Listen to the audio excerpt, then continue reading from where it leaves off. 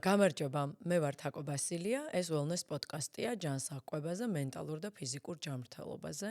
დღეს ჩემი სტუმარია ნინო ბარჯაძე, ეკობლოგერი. დღეს უნდა ჩვენ ვისაუბროთ გარემოს დაცვაზე და ასევე სხვადასხვა ეკოლოგიურ პრობლემებზე. მინდა გთხოვოთ გამოიწეროთ ჩემი YouTube არხი და არ დაგავიწყდეთ ზარის ღილაკსაც დააჭიროთ ხელი, რათა მომდევნო ეპიზოდი არ გამოგრჩეთ. გამარჯობა ნინო. გამარჯობა თაკო. როგორ ხარ? კარგად შენ? კარგად, მადლობა რომ მესტუმრე, საინტერესო თემით. მეც ესე რაღაცები გამიგია, ვთქვათ, მაგრამ ამ თემასთან დაკავშირებით პრინციპში არაფერი არ ვიცი და ძალიან საინტერესო საუბარი გველოდება ესე ვფიქრობ. მე მგონია ძალიან დიდი მადლობა მოწვევისთვის პირველ რიგში და ზოგადად შენი პოდკასტისთვის მადლობას გიხდი, იმიტომ რომ ძალიან საინტერესო თემები გაქვს ხოლმე, ძალიან კარგად ისმინება და იყურება კიდეც მე უბრალოდ ვუსმენ როგორც ყოველთვის და ძალიან მიხარია მოკლედ რომ მეც მოხდი ხარია რომ მოგწონ ვარ. მოდი დავიწყოთ ზოგადად რა არის კონსუმერული საზოგადოება და კონსუმერიზმი. ხო სწორად? აქედან დავიწყოთ თავი და თავი. კი, და ამიტომ აქედან გავშალოთ და მერე მივყვეთ. კი, ძალიან სწორი დასაწყისი იქნება, იმიტომ რომ დღევანდელი ეკოლოგიური პრობლემები ძალიან დიდწილად არის განპირობებული ზუსტად იმით, რომ ბოლო საუკუნეში შეიძლება ითქვას, რაღაც გადავაჭარბეთ ყველანაირ ლიმიტებს და ვართ ზე კონსუმერული საზოგადოება, რაც გულისხმობს იმას, რომ მოვიხმართ ყველაფერს იმაზე მეც ვიდრე გვჭირდება, შესაბამისად ტოვებთ ბევრად მეტ ნარჩენს, ვიდრე შეუძლია რომ დაიტიოს ჩვენ პლანეტას და გარდა ამისა ვხარჯავთ იმაზე მეტ რესურსს, რაც შეიძლება იყოს მდგრადი და აღდგენადი. და აქედან წარმოშობილი პრობლემების ყველაზე თვალსაჩინო რასაც ქვია აისბერგის მწვერვალი, რაც ჩანს ხოლმე, არის ზუსტად ეს ნარჩენები, რომელიც ჩემი ძალიან დიდი ტკივილია და სუმაკ თემაზე მაქვს ხოლმე საუბარი და ჩემი შეხებაც ასე ვთქვათ, მოხდა მაქედან დაიწყო რა, რომ აი ნარჩენები გავიხედე და ყველგან ყრია და ბუნებაში წახვალ თუ რაღაც განტვირთვა გინდა, ყველგან პლასტმასა გეჭხირება თვალში და აი ალბათ აქედან წამოვიდა ზუსტად ეს ჩემი ინტერესი და დარდი ამ თემაზე და მე რომ ჩავყევი, მივადექი ზუსტად კონსუმერიზმს, იმიტომ რომ მართლა ძალიან დიდი პრობლემაა და აი ეს ნაწილი რაც არ ჩანს აისბერგის წეღარო ახსენე ხო? ეგ არის წარმოება პირველ რიგში. აი ამ ყველაფერს, რასაც ჩვენ მოვიხმართ და რაც არის კონსუმერიზმი, რასაც გულისხმობს ხო მოხმარებას. ეს ყველაფერი მოითხოვს რესურს იმისთვის, რომ იქნეს წარმოებული, ასე ვთქვათ რა.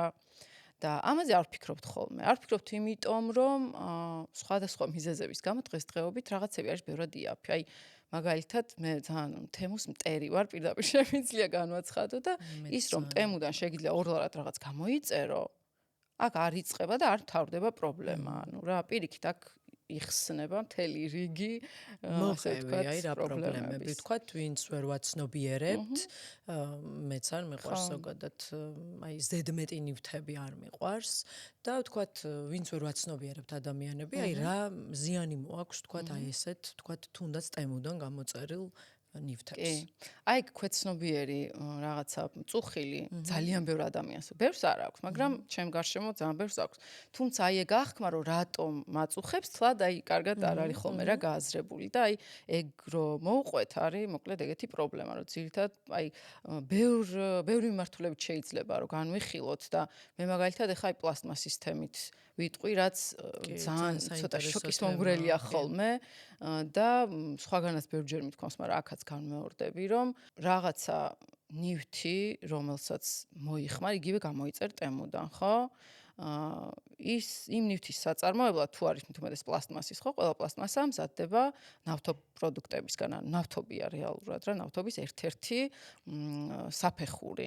აი იმ შენი რაღაცა ორლარიანი ნივთისთვის ამოიჩიჩქნა დედამიწიდან რესურსი, რომელიც ნავთობი როგორც ყველა ვიცით, ხო, მილიონობით წლის განმავლობაში შექმნილი რესურსია დედამიწის მიერ. იქიდან ამოიღეს, ამოჩიჩქნეს, ამაში ხო დაბინძურდა ჰაერი, გარემო, ნიადაგი, ჰაბიტატი, რაც არსებობდა, გაფუჭდა ყველაფერი და შენ მერე იწერ ამ რაღაცა ნივთს, რომელსაც მაქსიმუმ ორ კვირაში გადააგდებ ნაგავში და აქ კიდე მეორე პრობლემა იწყება.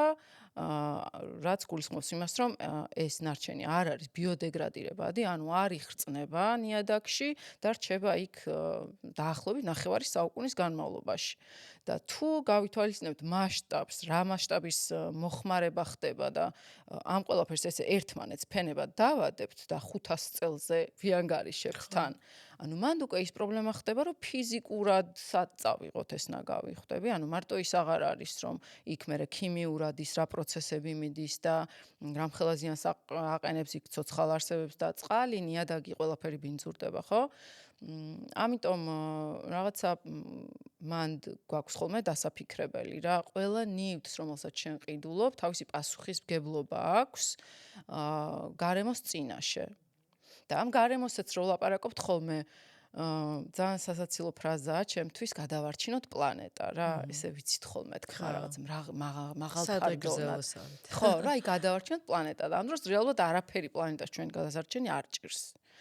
ანუ ჩვენი პრობლემა არის ის და ჩვენი მთავარი საზრუნავი, რომ ჩვენი არსებობა ამ პლანეტაზე რაღაცნაირად გადავარჩინოთ და შევინარჩუნოთ რა, იმიტომ რომ ცოტა თვითდესტრუქციულ რეჟიმშია დღეს კაცობრიობა, ყველაფრის გახარჯვის, ყველაფრის გაფლანგვის, მერე ამ ყველაფრის დაყრის, დაბინძურების რეჟიმში ვართ ახლა რა და ამიტომ ხო პრობლემა ეგ არის. ესეთი კითხვა მაქვს, ხო არსებობს პლასმასი, რომელიც ბიოდეგრადირებადია? ეს ბიოდეგრადირებადი არც ერთი პლასტიკი რაც არის არ არის, მაგრამ არსებობს სხვა მასალა. გადამუშავებადია. ეთქობა არასწორად დავსვი კითხვა, ხო? კი, ხო, მოდი ეგეც მაშინ გავსაზღვროთ რა არის. ანუ ბიოდეგრადირებადი გულისხმობს იმას, რომ ის ნიადაგში მოხვდება, იქ შესაბამისი ბაქტერიები და სოკოები იზრუნებენ მის დაშლაზე და პირიქით საკვებ მასალას აი როგორც მაგალითად ორგანული ნარჩენი, ვაშლის რაღაც ქერქი დავაგდეთ მიწაში, ხო? ბოდიში ბიოდეგრადირებადი პარკები რო არსებობს. კი, ეს არსებობს. კი. ოღონდ ეს პლასტიკისგან არ მზადდება. ხო, ეს სხვა მასალაა და ჩანაცვლდა ეხა ბოლო პერიოდში ქსელურ სუპერმარკეტებში, სამწუხაროდ ყველგან არა, ანუ ჩვეულებრივ მაღაზიებში მაგალითად ისევ შეხვდებით ამ პლასტიკის შემცველ პარკებს და ხო, სხვაობა ეგ არის, ანუ ბიოდეგრადირებადი გულისხმობს, რომ ის იშლება ნიადაგში, მაგრამ პლასტიკები არ იშლება ნიადაგში. არსებობს ასევე ისეთი პლასტმასა, რომელიც გადამუშავდება და ძირითადად ყველა პლასტმასა ასეთია, უმეტესობა ყოველ შემთხვევაში, რომელსაც მიიტან შესაბამის ადგილას, ჩვენთან სამწუხაროდ ბევრგან არ არის ესეთი ადგილი. მაგრამ არსებობს? არსებობს, კი, არსებობს. საკმაოდ ისეთი რთულია, იმიტომ რომ შენ თვითონ უნდა მიიტანო, ეხლაც აი მოცემულ მომენტში 4 დიდი აი ამ ხელა პარკით მიდეს ნარჩენი. ანუ რეალურად ეხლა ჩვენ მივდივართ იმ პრობლემამდე, რომ ჩვენ არ ვახარისხებთ ნარჩენებს და რომ იყოს ნარჩენების თქვათ დახარისხება სავალდებულო. მაგ შემთხვევაში რაღაც ცოტა პრობლემა გადაიჭრებოდა, ხო? კი. ძალიან დიდ მნიშვნელოვნად დიდწილად გადაიჭრებოდა პრობლემა. ანუ მოდი ავუხსნათ რა არის ნარჩენების დახარისხება, თქვათ რაც ევროპაში ხდება და განვითარებულ ქვეყნებში. ანუ წესით როგორც ხდება ხოლმე, ანუ ამ სფეროში განვითარებულ ქვეყნებში არის ეგეთი ამბავი, რომ ყველანაირი ნარჩენი ხარისხდება სახლშივე, ანუ შენ თვითონ ახარისხებ და რამდენიმე ძირითად კატეგორიას გამოვყოფ. რა ეს არის ორგანული ნარჩენები, რაც გულისხმობს მაგალითად ბოსტნეულის და საკვებ ნარჩენებს. ეს არის პლასტმასა ცალკე, ქაღალდი ცალკე, თუნუქი ცალკე, შუშა ცალკე და არის კიდევ საშიში ნარჩენები, მაგალითად ბატარეები, ელექტრომოწყობილობები და ასე შემდეგ არის ეს კიდევ ცალკე კატეგორია, ხო? ანუ ხდება ხოლმე ესე როგორც წესი, ახარისხებს თვითონ ოჯახში ადამიანები, კი. და შემდეგ გატანაც შესაბამისად ხდება ცალ-ცალკე ურნებში, შემდეგ ის ცალ-ცალკე ურნებიდან ცალ-ცალკე დანიშნულების წერტილში მიდის ის ნარჩენი, სადაც გადამუშავდება. ამაზე პასუხისმგებელია სახელმწიფო. სახელმწიფო, რა თქმა უნდა, ნუ შეიძლება ახლა იქ სახელმწიფოს გავლით კონკრეტული კომპანიები აწარმოებენ, მაგრამ ძირითადი ორგანიზატორი და ასე ვთქვათ, შემსრულებელი არის სახელმწიფო. ჩვენთან რაც ხდება, არის ის, რომ ხო და ზოგ ქვეყანაში ეს არის ნებაყოფლობითი, ზოგ ქვეყანაში ძალიან მკაცრად, ხა ამერიკის მაგალითზე ზოგ შტატში კანონით ისჯება და ზოგ შტატში საერთოდ არ არის ეს სავალდებულო, ხო? და ჩვენთან ხდება ეგეთი სიტუაცია, ხა მე კონკრეტულად როგორც ვაკეთებ ამ ყველაფერს. მეც ასე ვახარისხებ და მაქვს იმის საშუალება, რომ მე თვითონ მივიტანო, არსებობს ესეთი პარკი არ მინდა ქვია ორგანიზაცია, სადაც მიიტან ამ ნარჩენებს და მეორე კიდე ერთხელ პარკი არ მინდა, ასე ქვია. პარკი არ მინდა. ასე ქვია. ესე ვიპოვით Instagram-ზეც და Facebook-ზეც იპოვით ამ ორგანიზაციას, მათ აქვთ თავისი ფარეხები, რომლებიც კონკრეტულ საათებში მუშაობენ, ოღონდ იმიტომ რომ საკმაოდ ისეთი მოხალისეობრივი საქმიანობაა და არ აქვთ იმის რესურსი, რომ სულ ღია იყოს. მოიძიებთ ძალიან მარტივად სტორებში ვდევთ ხოლმე Instagram-ზე, რომელ საათზე რომელი უბნის ფარეხია ღია. და ასე ხდება, მაგრამ მე თან არ ვარ მანქანის მომხმარებელი და ამიტომ კიდევ უფრო რთულია და მოკლედ არც ისე მარტივი პროცესია ჩვენთვის რა. და თქვათ მე აი ეს ორგანიზაცია პარკი არ მინდა რა შვება ამუშავებს ამას? რაც საქართველოში გადამუშავდება, არის რამდენიმე ქარხანა, რომელიც გადაამუშავებს. რაღაც ნარჩენები არის, რომელიც არ გადამუშავდება და ექსპორტზე გადის.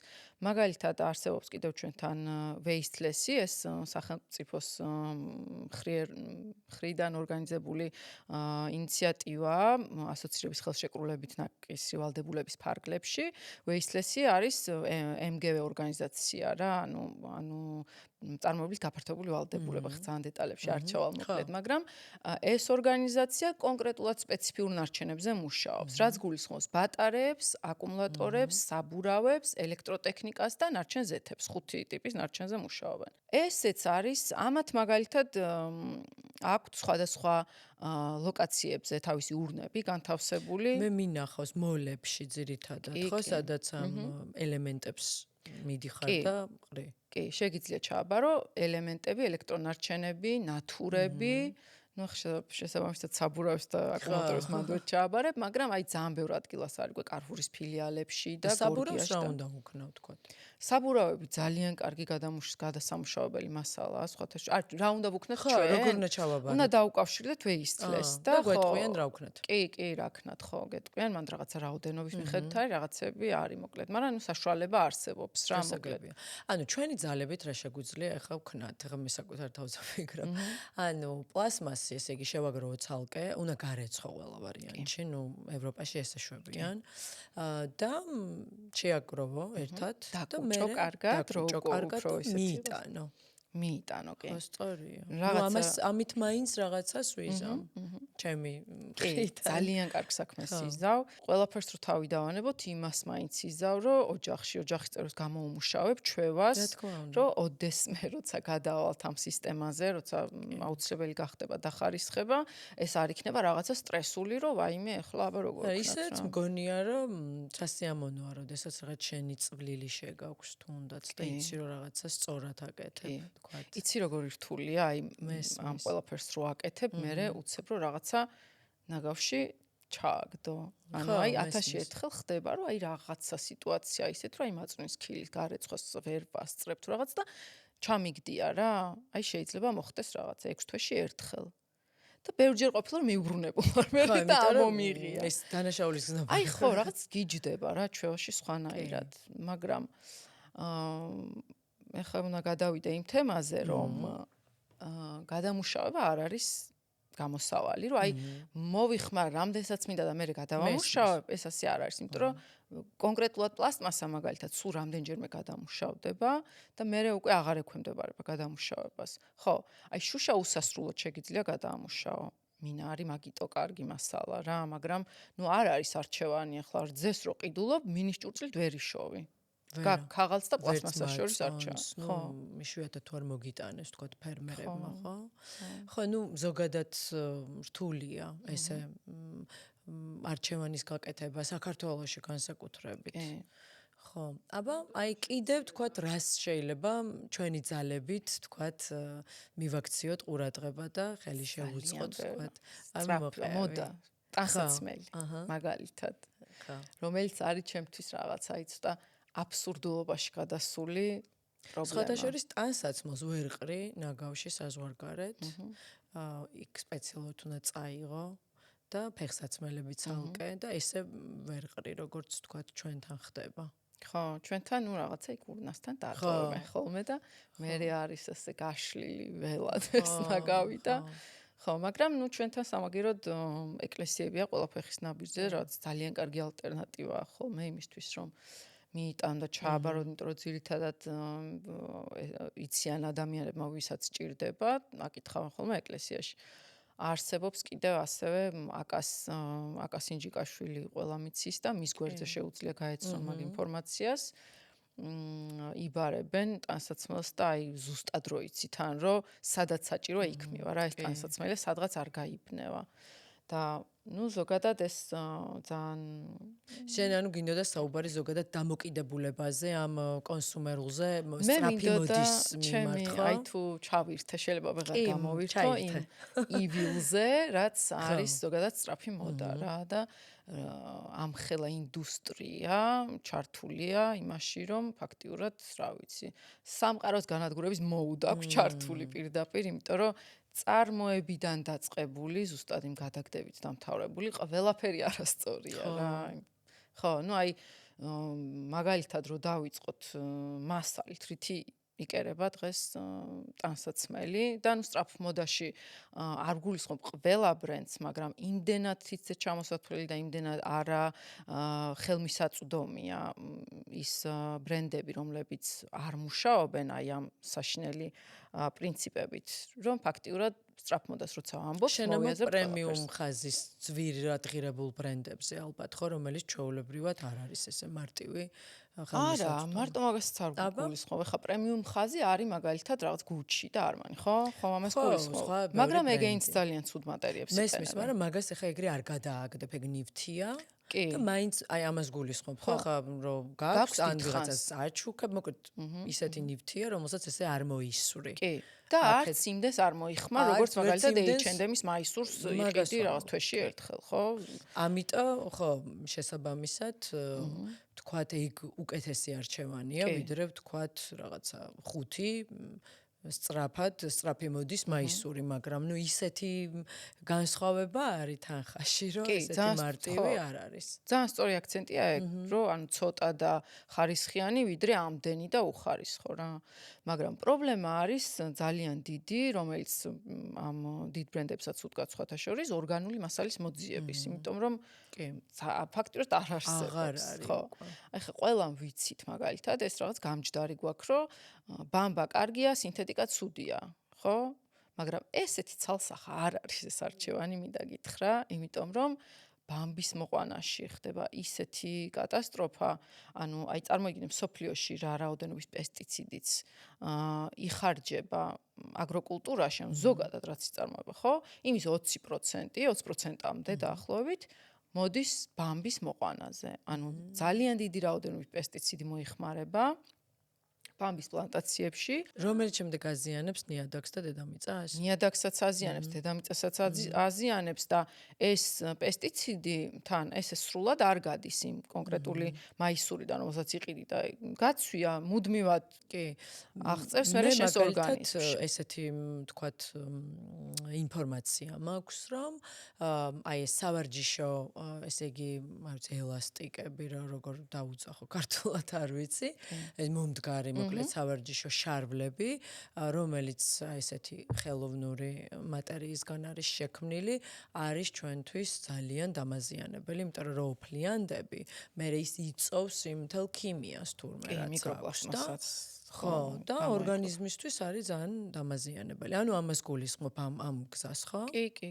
ხო. როდესაც გაცვია, ანუ კანთან კონტაქტში, აი მაგალითად ხა რაღაცა მასალაზე თუ ხარ ალერგიული, ის თუ იწვევს შენში ალერგიას, ანუ ალერგენი აღწევს კანში, იგივენაირად შეიძლება სხვა ბევრმა რაღაცამ შეაღწიოს კანს. ანუ რეალურად ტოქსინი აღწევს შენს კანში. კი, და ერთ-ერთი რაც აღწევს არის მიკროპლასტმასა, ხა ეს რაც ახსენე. მოდი ბამბის პრობლემა მოვიმთავროთ, ხო? ანუ ბამბის პრობლემა არის ის, მოკლედ რო არის საშინელად დაბინძურებული, ის ადამიანები, რომლებიც იმ პლანტაციებში მუშაობენ, არიან ძალიან ცუდ მდგომარეობაში, იმიტომ რომ ამ ყველაფერს სუნთქავენ. ანუ გადაჭარბებულად, რაღაცა გადაჭარბებულიც კიდე მსუბუქი სიტყვა, რა რაოდენობის შხამქიმიკატები მოიხმარება ბამბის პლანტაციებში რა და ამ ადამიანებს პირდაპირი კონტაქტი აქვთ ამ საწამლავებთან, ხო?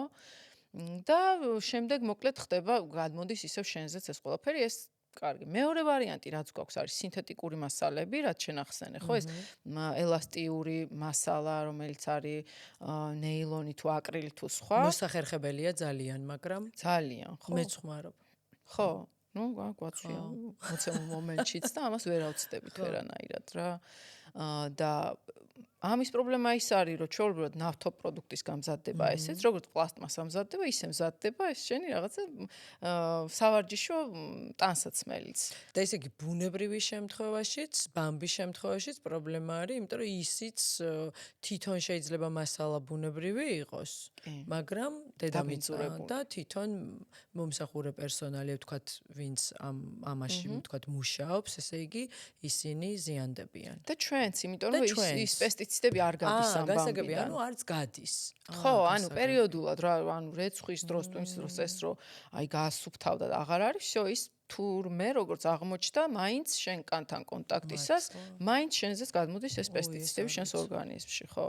რაც საკმაოდ, ნუ ისეთია რა, ხა პესტიციდიან ჭამთ, პესტიციდიანი გვაცვიათ უკვე ნამეტანი. რა სუნთქავთ, ჰაერს და ხო, რაღაც ცოტა აი ძალიან ისე მიდის ხოლმე მე რაღაც პესიმიზმისკენ ეკამბები, მაგრამ ნუ უნდა იაზრო პრობლემა, ხო, თორე ისე ხა არ ვიცი და არ უზიანდები ეგრე ხო არ არის რა, ამიტომ ხო და ნუ მოკლედ ამ სინთეტიკურ მასალებსაც თავისი პრობლემა აქვს, ძალიან მოსახერხებელია ჯერ მარტო ხა როგორც ბამბა იკუჭება, ისე არ იკუჭება მაგალითად და უფრო სწრაფად შრება თუ ასე შემდეგ, ასე შემდეგ ბევრი რაღაც დადებითი აქვს, მაგრამ არის სრულიად ხელოვნური ნავთობპროდუქტისგან შექმნილი მასალა წარმოიდგინე, რომელიც არც სუნთქავს და მოკლედ ძალიან პრობლემურია რა. შენ ახსენე მიკროპლასტიკი. მე ვიცი რომ მიკროპლასტიკი პლასტმასის ბოთლებიდან დალეული, ესე იგი წყლისგანაც კი შესაძლებელია რომ ორგანიზმში მოხვდეს. ესეა, ხო? შესაძლებელია.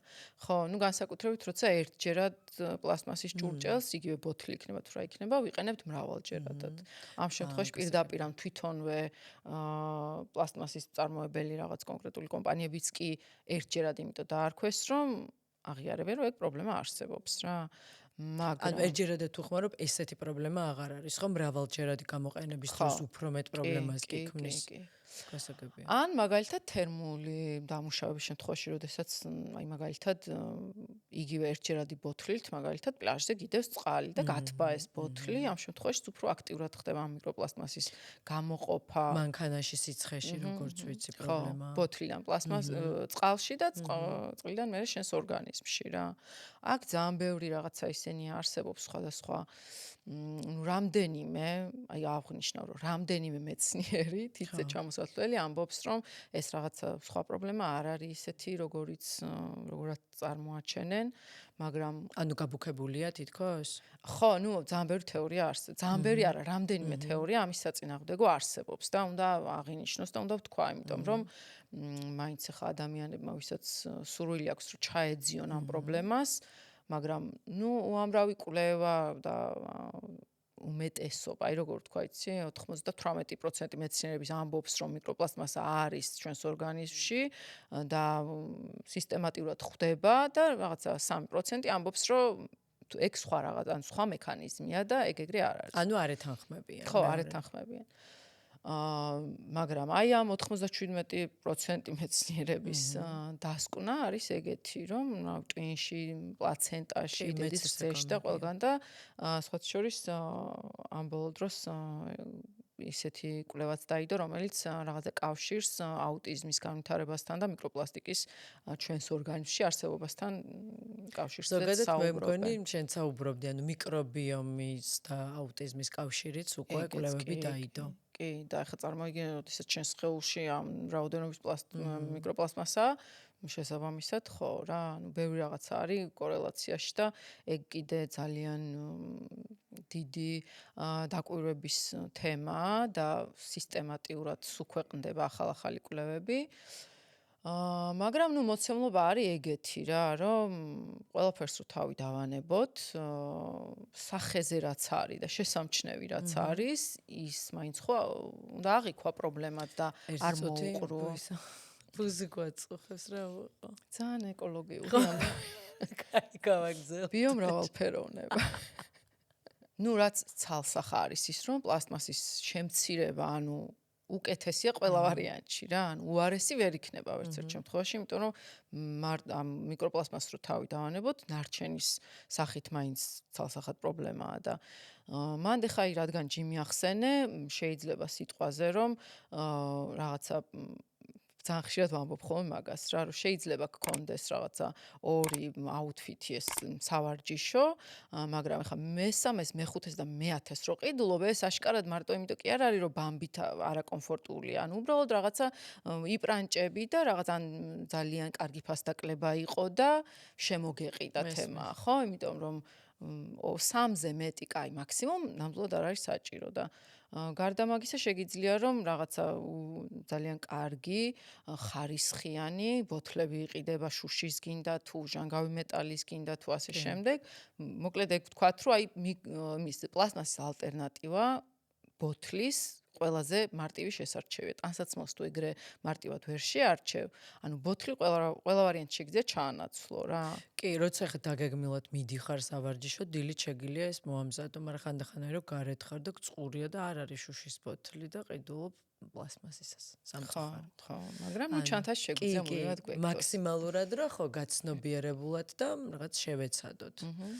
კიდევ რა არის საყურადსაღებო ჩვენთვის, აი ყოველდღიურობაში, აბა რომ გაგვიზიარო. ხო, ნუ ყოველდღიურობაში ეგ არის რომ ერთჯერად ნივთებს რაღაცნაირად უნდა ავერიდოთ და მით უმეტეს გოგოებისთვის, ქალებისთვის გონია რომ აი იმდენი რაღაც გვიყრია ხოლმე ჩანთაში რომ ბარემ რაღაც ერთი საწრუპი მაგალითად რომლებიც არსებობს ისევ ლამაზ შეფუთვაში თავის იმით მეტალის კიდე თუ ბამბუკის კიდე შუშის იმიტომ რომ აი მოდი აგვიხსენი ახლა რაღაც ჩაანაცვლეს ქაღალდის საწრუპით და მე თქოს რომ ეს არანაკლებ დამაზიანებელია იმიტომ რომ ამის მოპოვების შედეგად ხდება ბევრად მეტ ზიანს ვაყენებთ, მოკლედ დედამიწასთან. ნუ ქაღალდიც ხო რესურსია რა, ხისგან მიღებული მასალა, რომელიც არ არის ამოუწურავი და რომელსაც ისევე ჭირდება მოფრთხილება, როგორც სხვა ნებისმიერ რესურსს. არ არის უკეთესი გამოსავალი ამიტომ. არა, ხო, ჯერ ერთი ისეთი არაკომფორტულია, მე საერთოდ ვერ ხვდები,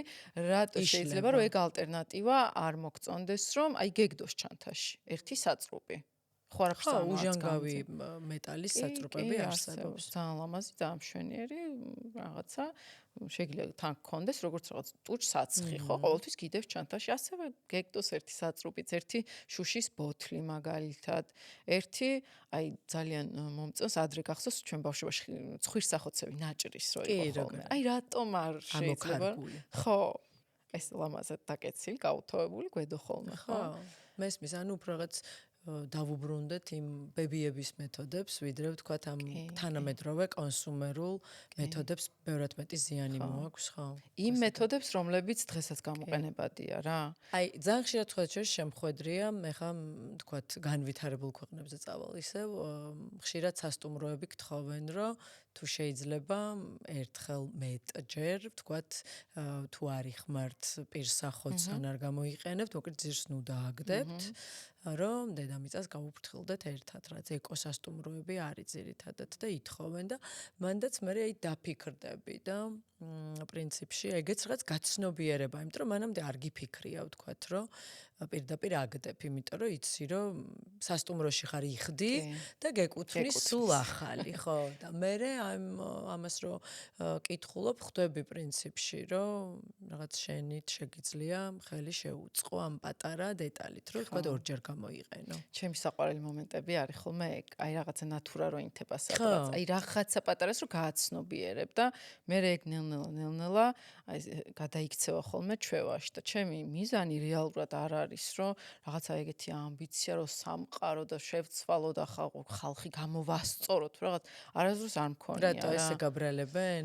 ესე გონიათ რომ ეს მიზანი გაქვს? ხშირად არა, მაგრამ არსებობს ხოლმე ეგეთი დამოკიდებულებაც რა. კონკრეტულად ჩემს მიმართ არა, ალბათ იმიტომ რომ მე რაღაცა ეს დიდაქტიკური და სწავლებები არ მაქვს ხოლმე. მე უბრალოდ ჩემს გამოცდილებებს ვაზიარებ, იმიტომ რომ სწორი მეთოდი მგონია ეგ. მე გაჩვენებ რომ მე ესე ვშვები და შენც თუ მოგეწონება, შენც ესე გააკეთე. ხო, არავის έψერ აძალებ. ხო, იმიტომ რომ რაც უფრო აწვევი ადამიანს, მით უფრო მეტი წინააღმდეგობა მოდის არის უფრო. ხო, და ეს ისეთი თემაა და ისეთი სფეროა, სადაც პირიქით თანამოაზრეები უნდა ვიყოთ და რაღაცა განზიდვა არ უნდა მოხდეს რა და ეხლა წეღან ახსენე რომ ბებიების მეთოდს დაუბრუნდეთო და აი მანდ არის ხოლმე კიდე ეგეთი მომენტი რომ როცა ამ თემებზე საუბრობ ბევრს აქვს ეგეთი წარმოდგენა, რომ სადღაც უნდა დაბრუნდე ქვის ხანაში და მაგის ყველაზე ნათელი მაგალითი არის, რომელზეც ვიდეოც მაქვს ჩაწერილი, რომ ჩემმა ძმამ მკითხა, რომ აი სარეცხის მანქანაო, მაშინ არ უნდა გქონდესო თროს და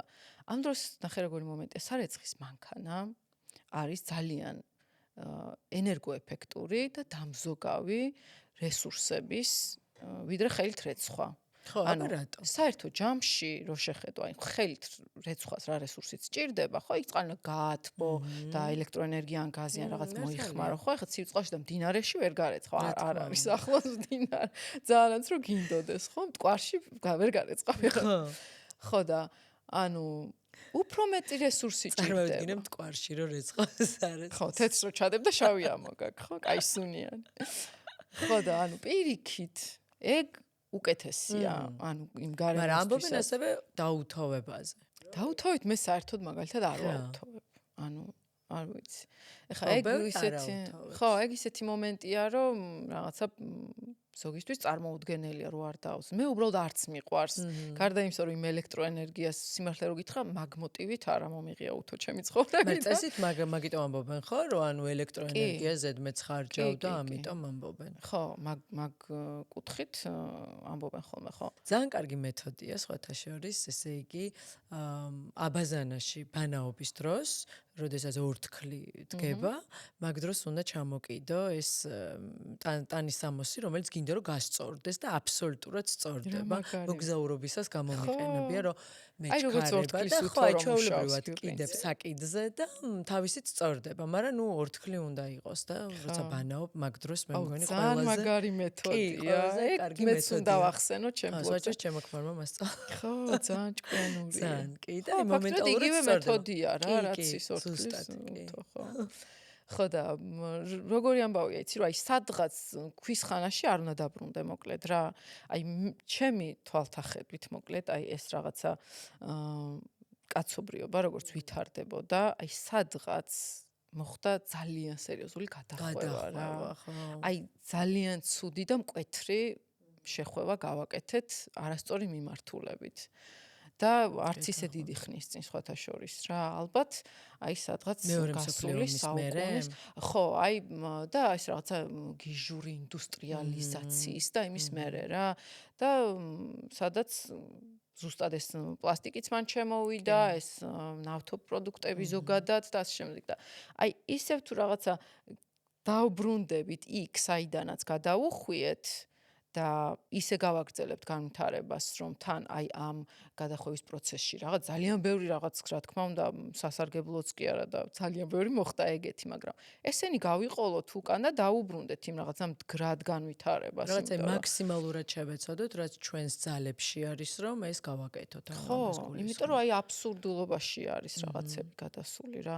თუნდაც აი ტანსაცმლის მოხმარება, ანუ ჩემთვის წარმოუდგენელი იყო მაგალითად, როცა ერთ-ერთმა ბლოგერმა, რომელიც თან მოდის ის არის ხო, მოდის ინფლუენსერია თან და თან არის ძალიან შეგნებული აი ამ ეკო ცნობიერების ამბავშიც, ანუ და ცდილობს, რომ ეს ორი შეათანხმოს ერთმანეთს. კი. ძალიან საინტერესო ბლოგი აქვს, მოკლედ ძალიან მომწონს და რაღაცა გამოკითხვასავით გააკეთა თავის ბლოგზე და no buy ქართულად არ ვიცი როგორ თქვა რაღაცა სამთვიანი არა ყიდვის სამი თვე გავაკეთოთ მოკლედ შესთავაზა თავის. სამი თვე არ ვიყიდოთ არაფერი.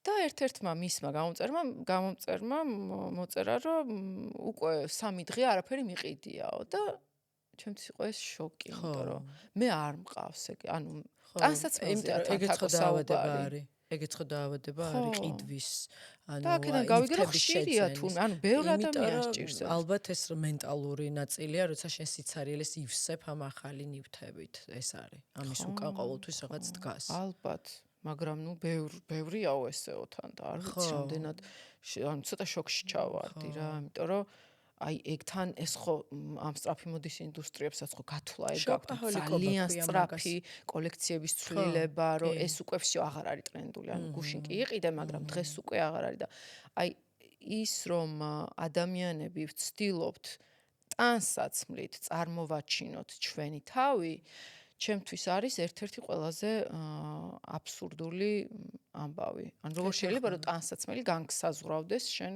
ხო, იცი რა პიროვნულად. არის ზოგი ვთქვათ არის ვერ განგსაზღვრავს ტანსაცმელი პიროვნებად ეს ჩემთვის პირადად წარმოუდგენელია, თუმცა არიან ალბათ ადამიანები, ვისაც ძალიან უყვართ ჩაცმა, თვითგამოხატვა, ესთეტიკა და სავარაუდოდ, როდესაც ესეთ მოდაში ესე ხარ ჩართული, ზოგი ამით ანუ რეალურად მატერიალურ მოგებასაც ნახულობს ხო, იმიტომ რომ ვიღაც ინფლუენსერია და ამ საქმეშია. მაგრამ ეგეც არის. ხო, ეგეც არის. და ნუ მთელი ეს მოდის ინდუსტრიაც ხო ამაზე არის აწყობილი, გათვლილია ჩვენ ფსიქოლოგიაზე რეალურად და მაგას ხო. ვამბობ, აი უდიდესი მანქანა არის ჩართული და ხო და მე და გარედან მოხვეულია ეს ყველაფერი. აი მაგას ვამბობ, ხო, ეს არის ცალსახად თავს მოხვეული რაღაცა ილუზია, თუ არ ვიცი რა დავარქვა, როცა ამ ხელა მნიშვნელობას ანიჭებ ამ ყველაფერს რა და ხო, გეთანხმებით. წარმოებაზე ხო ვისაუბრეთ ამ სწრაფი მოდის პროდუქციის ასე ვთქვათ და მერე თან პლუს ამ სინთეტიკური მასალით შეკერილ ტანსაცმელს იგივე პრობლემა აქვს რაც პლასტიკს. არ არის ბიოდეგრადირებადი, სადღაც დააგდებ და 300 წელი იქ ეგდება, ხვდები? და მაგ დროს ახლა ყველა მეკითხება ხოლმე რომ აი გამოსავალი რა არის. ჩემთვის მაგალითად ყველაზე გაცნობიერებული გამოსავალი არის მეორადი ტანსაცმელი. და არის იგივე vintage თორები და სხვადასხვა ეხლა ძალიან ტრენდულია და ძალიან წამოვიდა ვთქვათ პირიქით ის მოდის ვთქვათ ინფლუენსერები და ხალხი ვინც ამაში არიან ძალიან ჩართულები ვეძებენ ეხლა სულ vintage ტანსაცმელს. ხო. ანუ რომელიც ეგეც იგივე ტრენდი პრემიუმ გახდა. ბრენდებისაც შეიძლება იყოს და ბევრად უფრო ხო. კი ბატონო. იმიტომ რომ არსებობს, ხვდები, ეს ტანსაცმელი არსებობს. და იმის ნაცვლად რომ გადაყარო, ძალიან კაია კიდე ეკოსვაპები, ანუ ეს გაცვლა გამოცვლა, რომ აი მაგალითად შენ მოგბეზრდა აღარ გინდა, მეც ჩემი მომბეზრდა და არსებობს ესეთი რაღაც? კი, როგორ არა. კი, ხო?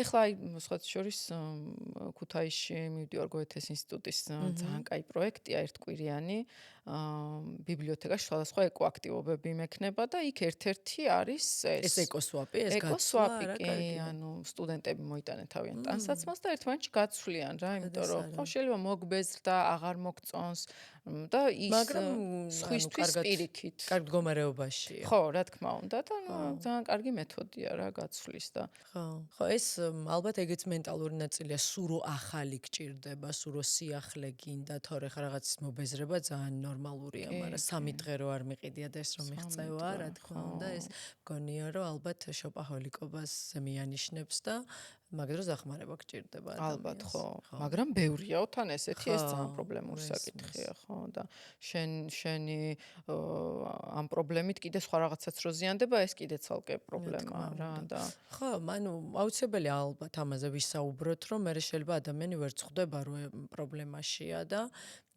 გაიაზროს შეიძლება რომ პრობლემა აქვს და აქედან გამომდინარე მე გამოვიდეს და გზები ნახოს როგორ უშუალოს თავს. კი. და ყიდვის ნაწილში რაც შეეხება ამ ტანსაცმლის, ხო, წეღან ძალიან კარგად აღნიშნე, რომ ჯობია 1 და ხარისხიანი იყიდო, ვიდრე 10 და უხარისხო რა. კი, რომელიც გექნება. ხო, ანუ შენთვის თან მე შეიძლება იგივეა, შენ შვილებით უყავს, მე მისცემ შენ შვილს და თან ძალიან უყვართ მშობლების ტანსაცმელი სხვათა შორის. ხო, ეს ხო, აი, წეღა რო ვახსენე, ხო, გახსოვს რომ დავბრუნდეთ მეთქი, აი ეგრე არის, ხო, რაღაცები გადაეცემოდათ ადამიანებს თავიდან თაობამდე და რა ვიცი, ამდენი ნარჩენიც არ რჩებოდა და ძალიან ისეთი. ხო და მე მგონი წამოვიდა ეს ისევ რაც ვახსენეთ ამ vintage ტანსაცმელით და სტორებიდან, ანუ vintage მაღაზიებიდან ისევ გახდა ეს რაღაც ტრენდული და პირიქით. ჩვენთან ის პრობლემაც გვაქვს, რომ კონკრეტულად საქართველოში რა, რომ იმდენი ხანია ეს რაღაცა ხელმომჭირნეობის და არ ქონის პრობლემა გქონდა, გინდოდა და არ გქონდა, ხო? და დღევანდელი სამყაროს პრობლემა არის ის, რომ რაც გინდა ყველაფერი გაქვს რა და უკვე ვეღარ იგებ რა გინდა, იმდენად ყველაფერი ხელმისაწვდომია და ეს ცოტა აი მგონია რომ რაღაც ფორა უნდა მივცეთ საქართველოს რა, რომ ჯერ აი მთავობამ რომლებმაც ეგ გამოვიარეთ, ეხლა მე მაგალითად ბავშვობაში სულ ჩემი დაძმის გამონაცვალი მეცვა, იმიტომ რომ ფიზიკურად არ იყო ხოლმე რა ტანსაცმელი. ხო და მან უკვე სიცარიელე გაქვს, რომელიც უნდა შეივსოს ადამიანს. ხო და ეხლა მე კონკრეტულად არ მიგრძნი არასდროს ეგ, იმიტომ რომ თვითონ რაღაც ჩემ ბუნებაში. ხო, სხვა ფსიქოტიპი ხარ. ჩემი თაობის ადამიანებს ვერ გავამტყუნებ, რომ ისიც უნდა, ისიც, იმიტომ რომ ხო რამდენჯერმე მომწერეს, რომ ანუ ელექტროენერგიის დაზოგვაზე, რომ ჩვენ ჩასაქრობი უკვე ჩავაგრეთ თავის დროზე. პრინციპში მეთანხმებ. ვეღარ რა, ხო. იმდენი ხანი ვიყავით უშუქობაში, რომ მე მგონი ჩვენი დავზოგეთ უკვე. კი, დღეს რაც ძალიან ტრენდულია ეკო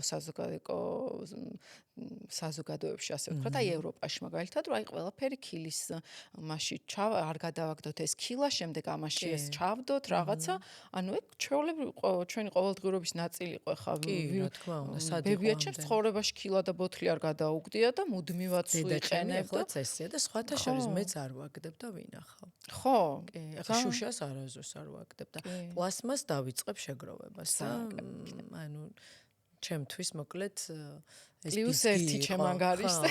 კი, აუცილებლად გავაკეთებ ამას. ნინა, ჩემი პოდკასტი მოკლედ არის ჯანსაყვებაზე, მაქედან ვიწყებ ხოლმე და ნუ მე რა თქმა უნდა ამას მენტალური ჯანმრთელობა მოყვება. მაგრამ ჯანსაღი კვებისთვის აუცილებელია, რომ შეიძლება ადამიანმა ვიკვებოთ, ავარჩიოთ, რომ ჯანსაღად ვიკვებებით, მაგრამ რა პროდუქტს მივირთმევთ, ეგ არის ყველაზე მნიშვნელოვანი და ვიცი, რომ ამ სფეროში შენ ერკვევი აგროკულტურაში და აი მოდი ვისაუბროთ, თქვათ მივედი ესე იგი პატარა ფერმასთან, სადაც ვიცი რომ ბუნებრივად მოყავთ ბოსტნეული, ქათმები ყავთ, ძროხები ასე შემდეგ და ნუ არ ვარ ვეგანი და რა თქმა უნდა ყველაფერს მივირთმევ. ვიცი რომ მაინც პრობლემა არის, იმიტომ რომ შეიძლება იპოვო კარგი პატარა ფერმერი, მაგრამ გვერდზე მეზობელს ფერმერს თუ რაღაც კილომეტრებია, არ ვიცი, რამდენი ზუსტად, მაგრამ რაღაც კილომეტრებში თუ ქიმიას იყენებს, აზრი ეკარგება ამ ფერმერისთვის, რომ დაერქვა საერთოდ ბიო მეურნეობა. და აი რა პრობლემაში ვართ აქ მოდი, რომ ძალიან საინტერესო თემაა ეს ჩემთვის და შენ ვიცი რომ ერკვევი და რომ გაგვიზიარო. კი, ხო. რეალურად ეგ პრობლემა, ან როცა ჯანსაღკვებაზე საუბრობენ, ყოველთვის სადღაც მეღიმება ხოლმე ცოტა სიმწრით, მაგრამ მაინც, იმიტომ რომ ხო, ჯანსაღი პროდუქტის მოძიება არის ერთ-ერთი ყველაზე დიდი პრობლემა, რამდენიმე ორგანული მეურნეობა საქართველოში, რომელიც არსებობს, ფიზიკურად ვერ უზრუნველყოფს. მეორე პრობლემა ისიც არის, რომ ძალიან დიდი სხვაობაა ფასში ორგანულ და არაორგანულ პროდუქტს შორის და ხო, ეგეც არის, რაც აღნიშნე, რომ ვერ მოდის ის რაოდენობა ვერა, ხო. რა თქმა უნდა, რაც პესტიციდებით და ქიმიით. კი, ეგ სერიოზული პრობლემაა. მაგრამ მანდ არის ის ამბავი, რომ ეგ ყველაფერი არის ერთი დიდი ჯაჭვი.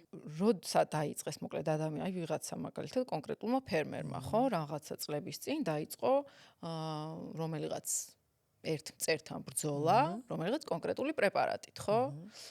შემდეგ ხდება ეგეთი პროცესი, რომ ეს პრეპარატი თუ არ შეგაქვს ძალიან ზუსტი რაოდენობით, ძალიან კონკრეტულად გათვლილად სეზონის თუ ამინდის მიხედვით, მოკლედ ძალიან ბევრ რაღაცას აქვს მაგ მნიშვნელობა. თუ აჭარბებ დოზას. აჭარბებ, ან არასწორ დროს შეგაქვს, არასწორი სიხშირით შეგაქვს, მოკლედ ეგ არის ჩვეულებრივი მეცნიერება, რაც არის ამ ქიმიკატების გამოყენება. ორგანულში საერთოდ არ გამოიყენება, მაგრამ მე ვგულისხმობ, რომ არაორგანულში როგორ ხდება, მოკლედ. გამოიყენა ამ კონკრეტული მწერის საწინააღმდეგოდ არასწორად, შემდეგ მოხდა ის, რომ იმ ერთი მწერის ნაცვლად გაჩნდა ის ერთი სიტყვაზე გაქრა, მაგრამ გაჩნდა ორი, შემდეგ ამან უფრო მეტი წამალი შეიტანა, შემდეგ იმ მწერების რაოდენობა და ხარისხი შეიცვალა და ასე შემდეგ და ერთ დიდ ჯაჭვში არის დღეს საქართველოს და არა მხოლოდ საქართველოს აგროკულტურა ჩართული, სადაც არასწორი ბრძოლის მეთოდით უარეს შედეგს იღებენ და ფიზიკურად სხვა გზა აღარა აქვს ამ ფერმერს. რა არის გამოსავალი? გამოსავალი საკმაოდ ისეთი რთულია, იმიტომ რომ გარდამავალი ეტაპი ჭირდება მაგას, ხო? ეხლა ამას წინათ კახეთში ვიყავი, ზუსტად მაგ პრობლემაზე სასაუბროთ, იქაურ ადგილობრივ ფერმერ ქალებთან, იყვნენ ჩამოსული პოლონელი ბიომეურნე ქალები და უყვებოდნენ აი ამ ყველაფრის საშიშროების და საფრთხის შესახებ. ვინ ჩამოიყვანა ეს პოლონელი ბიომეურნე ქალები? ან როგორ? ეკოსოფელი საქართველო არის ესეთი ჩვენთან. არის ნინიგორში, ლაგოდეხში არის ეკოსოფელი, რომელსაც მუდმივი კავშირი აქვს ამ თავის გარშემო არსებულ სოფლის მოსახლეობასთან და სულ ცდილობენ ხოლმე რომ რაღაცა. ევროპის დაფინანსებით ხდება ეს? ხო, რაღაც დაფინანსება ანუ აქვთ. სუიმის შიში მაქვს, რომ ესეთი რაღაც ხვალ აღარ იქნება და ამიტომ გეკითხები. ხო, ეს ეხლა ხო, იყო ეხლა. სხვათა შორის და ხო, ეს არ ვიცი კონკრეტულად რა სახსრებით მოახერხეს, მაგრამ აქვს სხვადასხვა ტიპის და დაფინანსებები. ასწავლიან. ასწავლიან კი. და სურვილი აქვთ რომ ისწავლონ, აი ეს მაინტერესებს მე. სურვილი აქვთ, მაგრამ რა თქმა უნდა, მაგრამ აი ალბათ ერთ-ერთი ყველაზე სევდიანი ამბავი იყო, სადაც კი ყოფილვარ ამ ბოლო დროს. ბუზი მგონია რომ ხო, ჩვენი იმიტომ რომ ეს ქართველი ფერმერი ქალები, რომლებიც ძალიან არ ვიცი ამ სევდიანები ეხლაც, რომლებიც აი უსმენენ ამ ყველაფერს, რას იწვევს ეს პრეპარატები. და გეუბნებიან რომ კი ეგეც მჭირს, კი ეგეც მჭირს და ანუ არ ვიცი, ფიზიკურად გამოსავალი თან არის ისეთი, რომ როდესაც მიბმული ხარ შენ აი ამ შენ საქმიანობაზე, ხო? აი ამ აგროკულტურაზე. და იქ რო გეუბნებიან რომ ხა რაღაცა პერიოდი შენ სხვანაირად უნდა გადაეწყო სხვა იმაზე ფაქტურად გივარდება ხო შემოსავლის ის სეზონი და თან ნიადაგი უკვე ისეთი უკვე იქ ნიადაგზე უკვე აი ლაპარაკია აქ უკვე ჯამრთელობაზე ხო საუბარი იქ უკვე ანუ და ჩათო 40-60 წელი ნიადაგი ვერ გასუფთავდება ფიზიკურად შეიძლება სხვა სახნავსათესი არც კონდეს ამ კონკრეტულ ფერმერს და ანუ ძალიან კომპლექსური პრობლემაა მოკლედ რა და ძალიან ნელ-ნელა უნდა მოხდეს აი ასეთი ფერმების ანუ რომლებიც უკვე ძალიან დაბინძურებულები არიან ძალიან ნელ-ნელა უნდა მოხდეს ორგანულ მეთოდებზე გადასვლა ესე ჰოპ უცებ გადავედით არ გამოვა ამას ცოდნა უნდა ამას უნდა ცოდნა ამას უნდა რესურსები ამას უნდა სუბსიდია რომელიც დააზღვევს იმ ფერმერს რომ მე რო აი კარგი მოდი წელს მაქვს საცდელი წელი ანუ ისევ სახელმწიფოს ჩართულობა აუცილებელია მე თუ მკითხავ სხვა გამოსავალი არ არის ძალიან ბევრი რგოლის ჩართულობა საჭირო ხო ნუ უნდა იყოს დაზღვეული ეს ფერმერი რომელიც ცდილობს ახალისებული უნდა იყოს რომ შენ თუ წელს არ დაასხავ და რაღაცა ისი არ წაგივიდა როგორც საჭირო ანუ ეგრე არ მოხდება თაკურ აი არ დავასხი და შეუცებ ორგანული მეურნეობა კარა იმ წელს გადაგიჭამს ყველაფერს სხვადასხვა მწერები სანამ ბალანსი არ აღდგება იმ კონკრეტულ ნაკვეთზე და ამ ბალანსში გულისხმება რომ შესაბამისი მწერები, შესაბამისი ბაქტერიები, შესაბამისი სოკოები სანამ არ განვითარდება მთელი ეს ბიოჰუმუსის სისტემა, ხო? მანამდე იქ ფიზიკურად ხო, შემოსავლის მიღება შეუძლებელია. ანუ რეალურად ეს ბიომეურნეობა, ეს ფერმერები რა შვებიან? ანუ მწერებიც არის და ყველაფერი, ხო? რა თქმა უნდა, იყოს კიდევაც, ამიტომ არის. ესე იგი, მოდი ესე რომ მაყურებლისთვის გასაგებად გავიმეორო, მე თუ სწორად გავიგე. ესე იგი, უკვე არასწორი პრეპარატის, ქიმიური პრეპარატის გამოყენების გამო, ხო? დაარღვიეს ეს სისტემა და ეხლა რომ გადაეწყონ, თქვათ, სურვილი რომ მქონდეს, რომ ბიოზე გადაეწყონ, ფიზიკურად ვერ მოხერხდება, იმიტომ რომ ეს დღეს დრო ჭირდება, რომ თავიდან აღდგეს ეს ყველაფერი, ხო?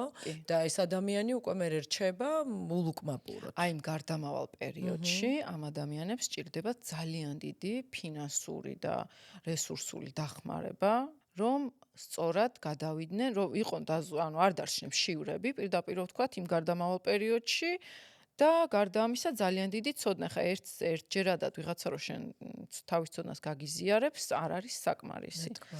და არ ვიცი, ხა ეგ ძალიან ისეთი ჩასაშლელი თემაა და მე ალბათ არ ვარ მაინც ისეთი კომპეტენციის რომ მაგაზე ვისაუბრო. მე ჩემ ხედვას მაშვები ვაჟღერებ ამ შემთხვევაში, რომ შეიძლება მოხდეს პირობითად რაღაცა დამატებითი იმ პერიოდში სხვა სახნავსათესის გამოყოფა ამ ადამიანებისთვის სანამ ეს და თან უნდა ასწავლო, რომ იგივე შეცდომა არ დაუშვან. კი, და ეს უნდა იყოს ინტენსიური სწავლება, რაც აი კონკრეტულად ეგეთ ადგილებში სხვათა შორის ძალიან მაგარი არის ის რომ აი ეს ორგანული ფერმერები რაც ახსენე ხო კი გარედან სხვა ნაკვეთებიდან შეიძლება ხდებოდეს ამის დაბინძურება მიწის ქვეშა წყლებითაც და თვითონ ნიადაგითაც და ზოგადად ახლა გვერდზე ნაკვეთში როცა დარღვეულია თუნდაც იმ მწერების ბალანსი ხო მე ეს შენაკვეთზეც ახდენს გავლენას და მაგრამ აი ამ შემოსვლის გარდა რის თქმაც მინდა იმხელა ცოდნა პირიქით გამოდის შიგნიდან გარეთ ამ ორგანული მეურნეობებიდან რომ აი შეიძლება რაღაც თვალსაზრისით თვალიც კი დახუჭო იმაზე რომ იქ რაღაცა გვერდით ნაკვეთიდან რაღაც დაბინძურდა და ძალიან კარგი წერტილები ზუსტად ეს რეგიონების მიხედვით არის ორგანული ფერმები რომლებსაც გვერდზე მეზობელი რო უყურებს, რო ხედავს, რომ რაღაცა უფრო ჯანსაღი პროდუქცია მოსდის და უფრო ძვირადაც ყიდის, ხო, მერე კითხვების დასმასაც იწყებენ, ხვდები, რომ აი, აბა როგორ აკეთებ, იმიტომ რომ ჩვენ მიჩვეული ვართ, რომ პირიქით, ხო, სოფელში რო ჩადიხარ, მეც ეგრე ვარ, იქაურებს ვეკითხები, რომ აბა როგორ ვქნა და როდის რა ხდება და რაღაცა, იმიტომ რომ მგონია რომ გამოსავალი კიდევ არის იმაში, რომ ვთქვათ, ხა უკვე განვითარებული ქვეყნები ესე შვებიან, რომ ერთი ბიოფერმა და ვთქვათ არის მიმაგრებული რაღაც 10-15 ოჯახზე. ეს ოჯახები ამ ფერმას უხდიან თანხას, აქაც არის ანალოგი მსგავსი, მეც ვარ ამაში ჩართული. და ეს ფერმა მერე შენ გაძლევს პროდუქტს. როგორც მოდის იმის მიხედვით, ზუსტად შეკვეთილი ვერ იქნება, იმიტომ რომ დამოკიდებული პრინციპი, კი. იმიტომ რომ შეიძლება რაღაცა მოლოდინი არ უნდა გქონდეს, ახლა რომ ამდენი ბროკოლი იქნება, ან ამდენი ვთქვათ კარტოფილი და ასეთი, მაგრამ ნუ არის გემრიელი და ალბათ ეს იქნება გადარჩენის გზა, მაგრამ მგონია რომ ამაში სახელმწიფო უნდა ჩაერთოს, თორე ესე თავისით ადამიანები მგონი ვერ იზამენ. აუცილებლად. ცნობიერებაც არ არის ამაღლებული. ანუ გონია რომ რაღაცას მივირთმევთ, მწვანეს, ბოსტნეულს და რეალურად ეს შეიძლება იყოს ისეთი საწამლავი, რომ იწევდეს პირდაპირ სიმსივნეს. კი, კი. ეს არის სერიოზული პრობლემა. რაღაცა შიმშილობები გააკეთებთ ისჯა. ხო და ნუ ეხლა ქათამზე და ხორცზე ალბათ საერთოდ ძალიან რთულია საუბარი, ხო? ალბათ ისეთი სიტუაცია. ალბათ კი არა ეგრეა, ხო, მაგრამ აი მე იმდენად არ ვიცი მაგალითად ხშირად მეკითხებიან ხოლმე, რომ ჩემი საქმიანობიდან გამომდინარე, რომ ალბათ ვეგეტარიანელი ხარ. არ ვარ ვეგეტარიანელი, მაგრამ ხორცი შეიძლება ვჭამო რაღაც წელიწადში 2-ჯერ, 3-ჯერ, იმიტომ რომ უბრალოდ არ ვიცი სად ვიყიდო, როგორ ვიყიდო და რა, ჯერ დიდად არც მიყვარს აქედან დავიწყოთ, მაგრამ იმდენად არამიკვლევადია ჩემთვის ხორცის საკითხი. ხო, მაგრამ თუმცა ვეგეტარიანელი მიირთმევს კვერცხს. ხო, და შესაბამისად კვერცხით შეიძლება ქათამს ისეთ სასუქებს და ისეთ ჰორმონებს აძლევდნენ, რომ ის კვერცხიც არ იყოს სასარგებლო. შესაბამისად ვეგანი რო იყო დაცული მაინც არ ხარ. თუ შენი საკუთარი ბაღი არ გაქვს და ყველაფერი არ მოყავს. ხო, ძალიან კომპლექსური სავალალო მდგომარეობა. მაგრამ გამოსავალი გონია რომ ამ ცნობიერების ამაღლებაშია. გამოსავალი ცნობიერების ამაღლებაშიც არის და კიდევ ვიცი რაში არის და სად ვართ ძალიან კარგ მდგომარეობაში, რომ ჩვენი სახნავსათესი მიწები რაც გვაქვს საქართველოში არ არის ათვისებული. არ არის ათვისებული, საერთოდ ხელიც არ არის მოკიდებული, ანუ აი სულ რომ მაგ პრობლემას აღნიშნავთ, რომ აი სოფლები დაიცალა, ხო? აი ევროპაში მაგალითად ეხლა უნდებიან იმ ყველაფრის რეგენერაციას, რაც თავის დროზე ძალიან ინტენსიური აგროკულტურით დაბინძურდა, ეს პროცესი გაიარა ყველა ქვეყანა. ხო, და ჩვენი უკვე ნასვენია. ჯერ არც კი გადავსულვართ აქტიურ მოხმარებაზე ამ ჩვენი სახნავსათესი მიწების. ნება თუ იქნება, მოკლედ შესაძლებელია. ხო და ანუ გვაქვს იმის შანსი, რომ აი ეს მოხმარება ამ მიწების პირდაპირ ჯანსაღად დავიწყოთ რა.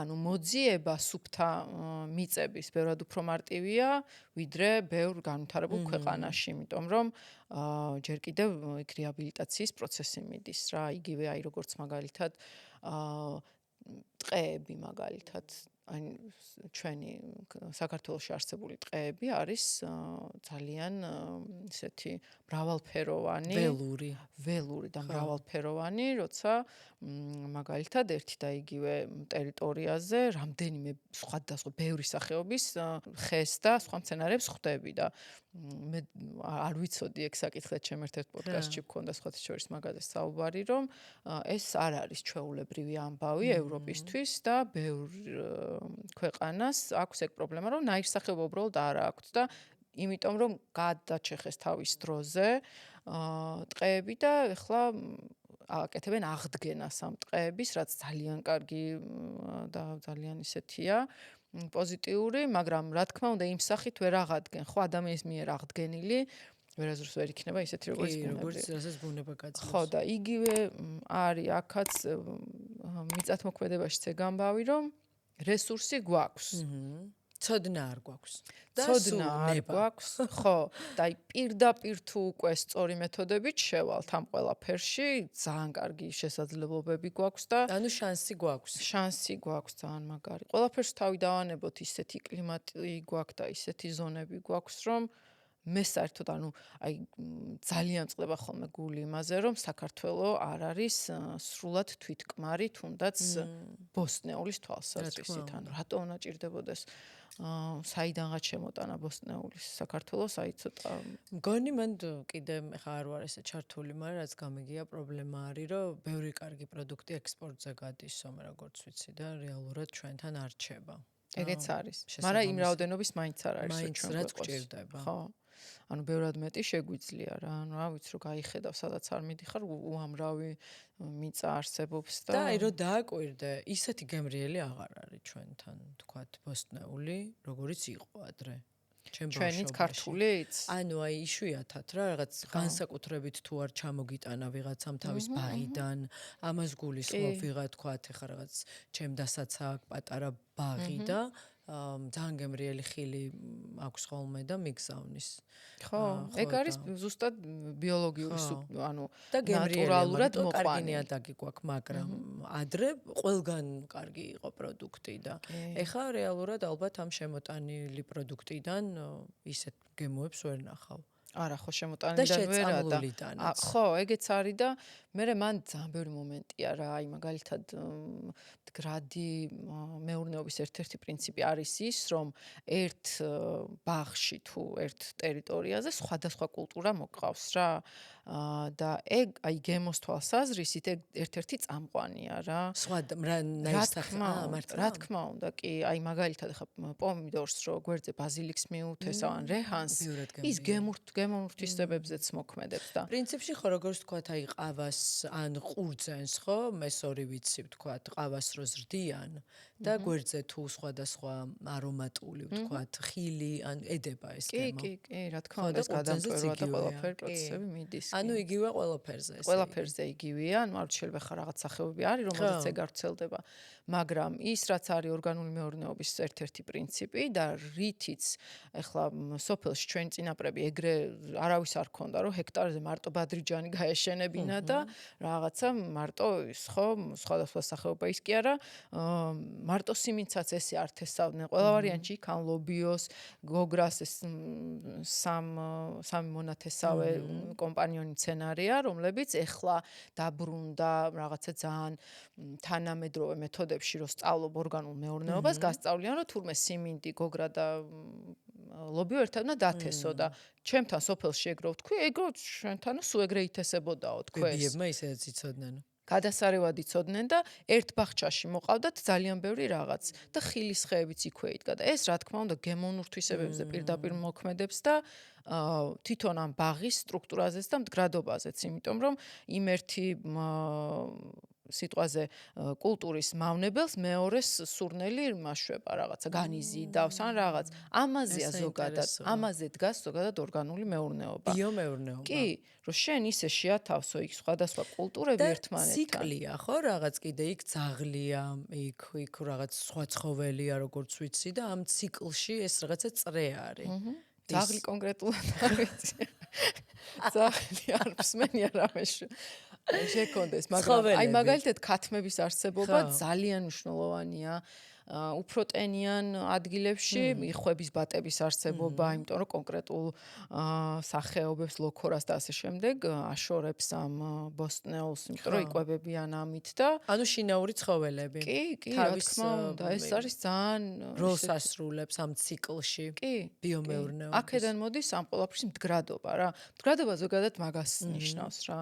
მდგრადობა ცოტა რთული გასაგებია ხოლმე აი ესე როცა კითხულობ, რომ რა არის მდგრადობა და მე ხშირად მისვან მაგ კითხვას, რა არის მდგრადობა? მდგრადობა ჩემი აზრით არის სამყაროს და მათ შორის დედამიწის თვისება, რომ მას შეუძლია ბალანსის აღდგენა. ანუ რაღაცა გადახვევები და გადმოხვევებიდან აი შეუძლია რომ ამ ცენტრს დაუბრუნდეს და გააგრძელოს თავის ციკლი.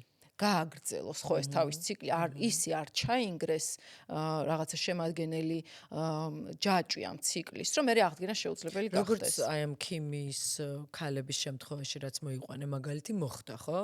რომ ჩაინგრა და ვეღარ ვდგება. რა თქმა უნდა, კი, თუმცა ჯერ კიდევ შესაძლებელია, მაგრამ ხო და თან იმას ვამბობდი, რომ ამ მდგრადობას არღვევს ადამიანი. სხვა არც ერთი ცხოველი ესე რადიკალურად არ ცვლის რაღაცებს. ისე, რომ იქ მერე ბალანსი ისეთ აირღვეს, რომ შეუქცევადი გახდეს. ხვდები და მაგიტომ არის ზუსტად რომ თავარი პრინციპი, როცა რაღაცას აკეთებ ადამიანი, დაიცვა ის, რომ ძალიან არ გადაუხვიო რა იმ ბუნებრივიდან. ანუ შეხედე ბუნებას და იმის მიმიკა გააკეთე რაღაცა შენს ქცევაში და ასე შემდეგ. ხო, აი მდგრადობის კიდე აი ძალიან ისეთ თვალსაჩინო მაგალითი არის ხოლმე, ტყის ჩეხვა. ტყის ჩეხვა ვიცით რომ ყველა ვიცით რომ ძალიან ცუდია, ხო, მაგრამ ნუ თეორიულად არსებობს მდგრადი ჩეხვა შეიძლება იყოს. თუ შენ იმ რაოდენობით და იმ სიხშირით ჩეხავ ამ ტყეს, რომ ის ახერხებს და ასწრებს აღდგენას. მაგრამ ეს ხო წარმოუდგენელია ხან, მაგალითად 10 წელიწადში ერთხელ მოჭრა, ხო?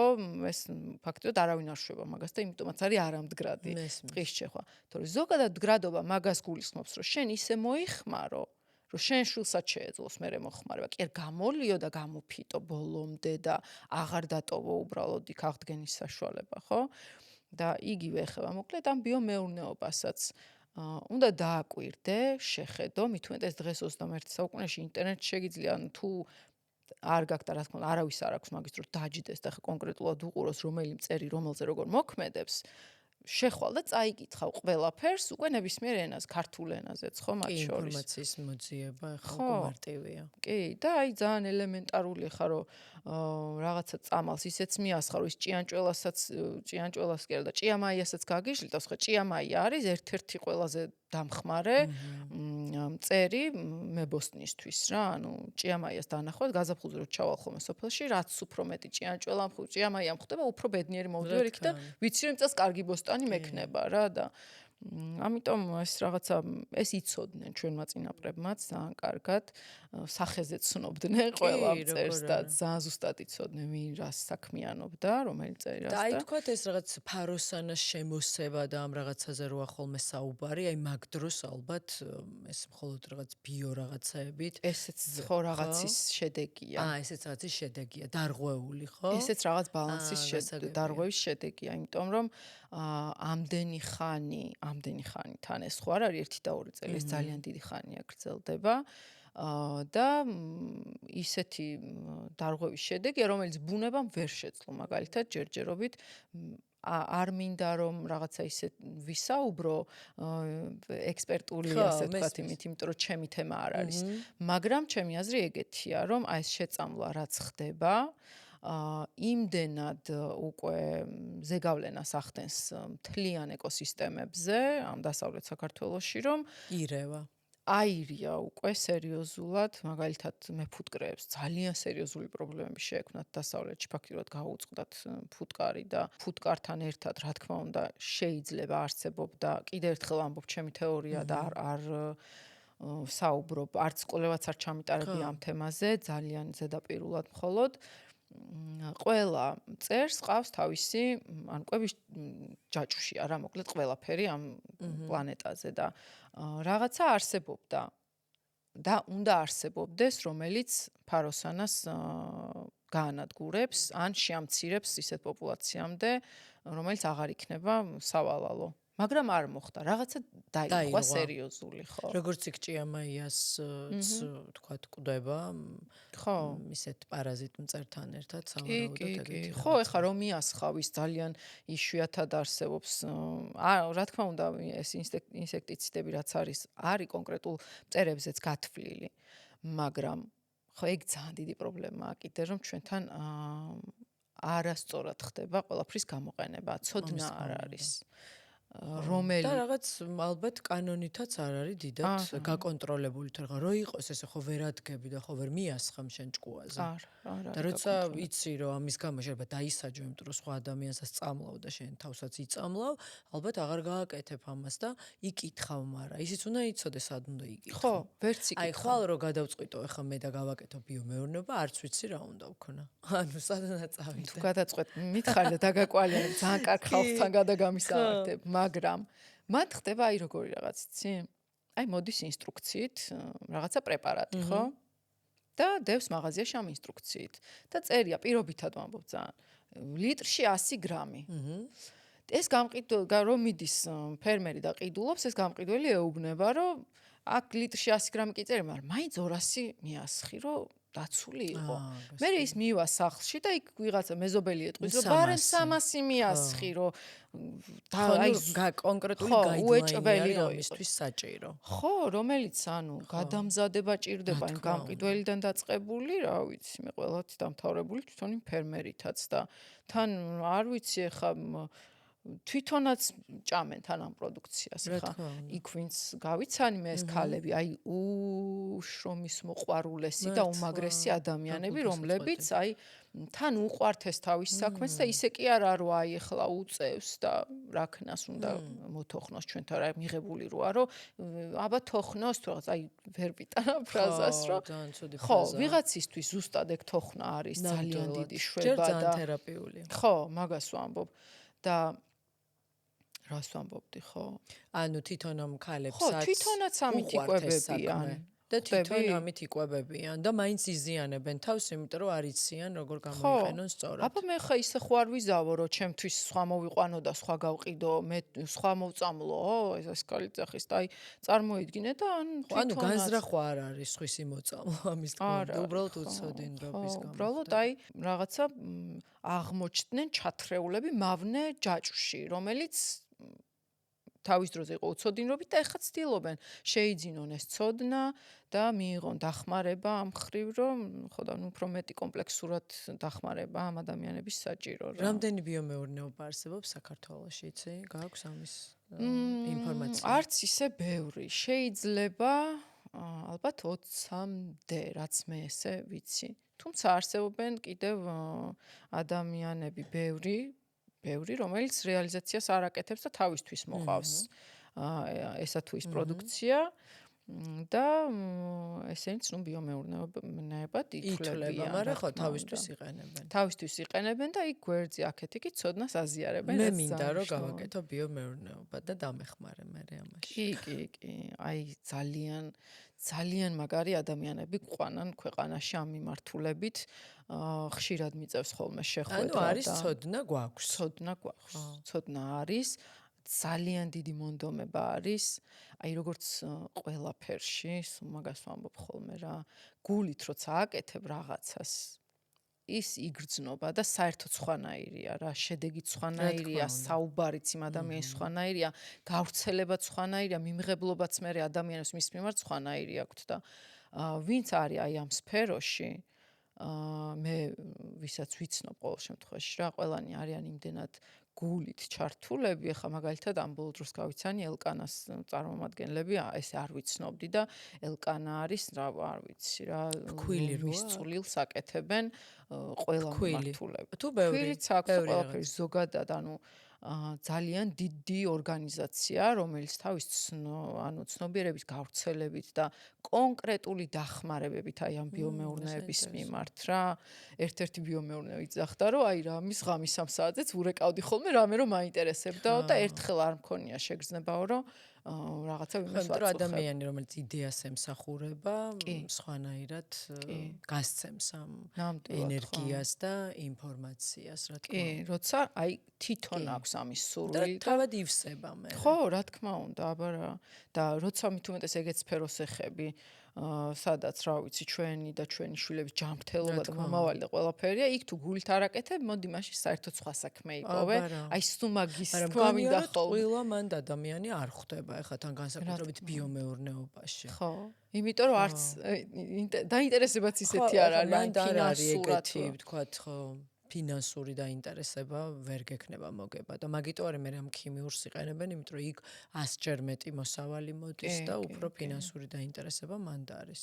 ხო, ნუ ახლა წყალიც და ნიადაგიც და ჰაერიც და ყველაფერი როცა უკვე დაბინძურებულია, მანდ უკვე სხვა რაღაცა გერთვება რა. წყალიც დაბინძურებულია? წყალი მე ვსვა მონკანიდან. ხო, თბილისში სხვათა შორის ნორმალური მდგომარეობაა, მე თვითონ პირადად გავაკეთე ერთხელ ლაბორატორიული კვლევა.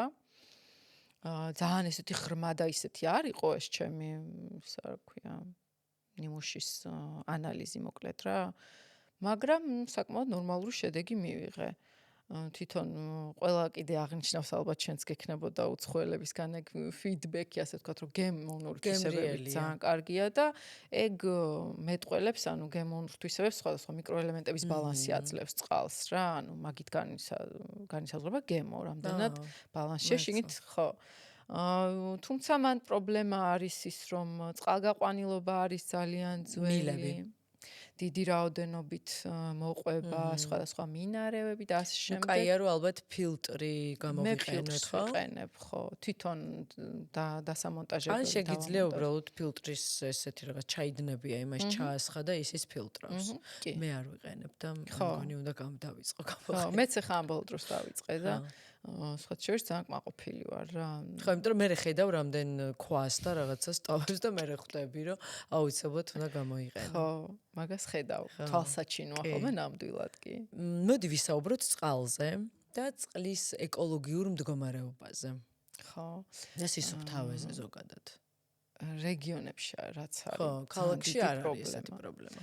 ხო, ქალაქში არის მოკლედ ეს პრობლემა, რომ წყალგაყვანილობა არის ძველი და ჯობია რომ ფილტრი გამოვიყენოთ და ისე შეგვიძლია რომ ხო, ნორმალური, სხვა საკმაოდ ისეთ ნორმალური შემადგენლობა აქვს, მაგრამ რეგიონებში და უფრო სოფლებში ვიტყოდი, ქალაქებში არ ვიცი, სოფლებში. როგორ ბინძურდება სოფლებში? სოფლებში რაც ხდება, ეს ახლა ეკოლოგიური პრობლემა, არ ვიცი რამდენად არის, რაზეც ახლა ვსაუბრობ, მაგრამ ყოველი წვიმის მერე მოდის მღვრიე წყალი სოფლებში. ეს ცალსახად წყალგაყვანილობის პრობლემაა. შემადგენლობაც არ ვიცი მე იმ წყალს რანაირი აქვს, იმიტომ რომ ძირითადად სოფლებში ხდება წყაროებიდან წყალშემკრებ აუზებში ამ წყლების მობილიზება და მერე მიეწოდება მოსახლეობას. რაც უნდა გაიფილტროს ეს ყველა. ხო, ნუ რაღაც წესით ამ წყალშემკრებს თავისი ფილტრაცია და ისიც აქვს. მაგრამ ხა რამდენად სწორად ხორციელდება ეს ყველაფერი, ეს სხვა საკითხია. მან კიდევ ხა ეკოლოგიასთან კავშირში რაც არის ის რომ სად მდებარეობს ეს სოფელი, მაგალითად თუ განაპირა სოფელია და მთასთან ახლოს არის და პირდაპირ წყაროდან მოდის, ხო? ის უსუფთავესია. უგემრიელესი. ხო. მაგრამ როცა რამდენიმე სოფელს გაივლის და იმ სოფლებში ნაგავი იყრება მდინარეში პირდაპირ, რა თქმა უნდა, ხა ის მერე მიწისქვეშა სისტემით ეს გრუნტის წყლები და წყარო, მდინარე, ყველაფერი ერთმანეთს უკავშირდება ასე თუ ისე და ხდება მერე იმის დაბინძურებაც რა, აი განსაკუთრებით სპეციფიურ ნარჩენებს, რასაც ვეძახით, ხო? ეს ბატარეები იქნება თუ აკუმულატორები თუ ასე შემდეგ, საიდან ვინ უნდა შეამოწმოს ეს? ხო, ეს ძალიან რთული. წესით ანუ. ძალიან რთული პრობლემა სოფლებში, განსაკუთრებით ამის შემოწმება, რაღაც ზედამხედველობის სამსახურები არსებობს ალბათ. ვისაც ეხება ეს, მაგრამ ნუ არ ვიცი მე პირადად რამდენად ხდება, იმიტომ რომ ნუ შენს გინახავს ალბათ ხევები არის ნაგვებით ამოვსებული და ძალიან ისეთი რთული პრობლემაა რა, მაგრამ სოფელში ზოგადად ყველაფრის ეხა მაგალითად ფოთლების დაწვაზე არის ჯარიმა 500 ლარი. მაგრამ მაინც წვავენ. ძალიან მავნებელია და ეხა ვინ მოგაკითხავს? კი. არავინ მე ქალაქშიც მინახავს რომ წვავენ. კიდე. ის კი არა ქვას ანუ შრალი მეთოდით ჭრიან. ამაზე 2018-ში აქციები გქონდა და მოვითხოვეთ რომ ანუ კანონი მიიღოთ რომ სველი ჭრით ანუ განხორციელებულიყო ქვის ჭრა. მადლობა, ესე იგი თქვენი ის არის კანონი. იყო ეგ, მაგრამ აი ცოტა ხნის წინ 1-2 წლის წინ მეზობელი, რომელსაც არ ვიცი, იმიტომ რომ ახალი გადმოსული იყო ჭრიდა და ნუ აი საოცრება ხდებოდა ჩემს აივანზე და რო ვთხოვე ხელოსნოს რომ მეთქი ზედამხედველობას გამოვიძახებ, ანუ ვიღაცამ დაგისხას გვერდიდან ბოთლი, შეიძლება ის აპარატი არ ქონდეს, მაგრამ მე მაგალითად საზღვარგარეთ მინახავს, რომ გვერდზე დგას ადამიანი, რომელიც შლანგით ან რაღაცა დიდი ესეთი ბიდონით ან ბოთლით უსხამს წყალს, რომ არ გაიფრქვეს ეს მშრალი ქვა და ეს ნარჩენები და მეჩხუბა რომ არა, მეოდრო არ მაქო და ნუ გააგრძელა და რომ გამოვიძახე ზედამხედველობის სამსახური არ მოვიდა. და ადრე მოდიოდა, რამდენჯერ დამირეკავს, თქვათ რომ სუვრეკავდი. და ნუ ხო ეს კანონი არისო მიიღეს, მაგრამ ნუ რამდენად მუშაობს ეგ ცალკე საკითხია.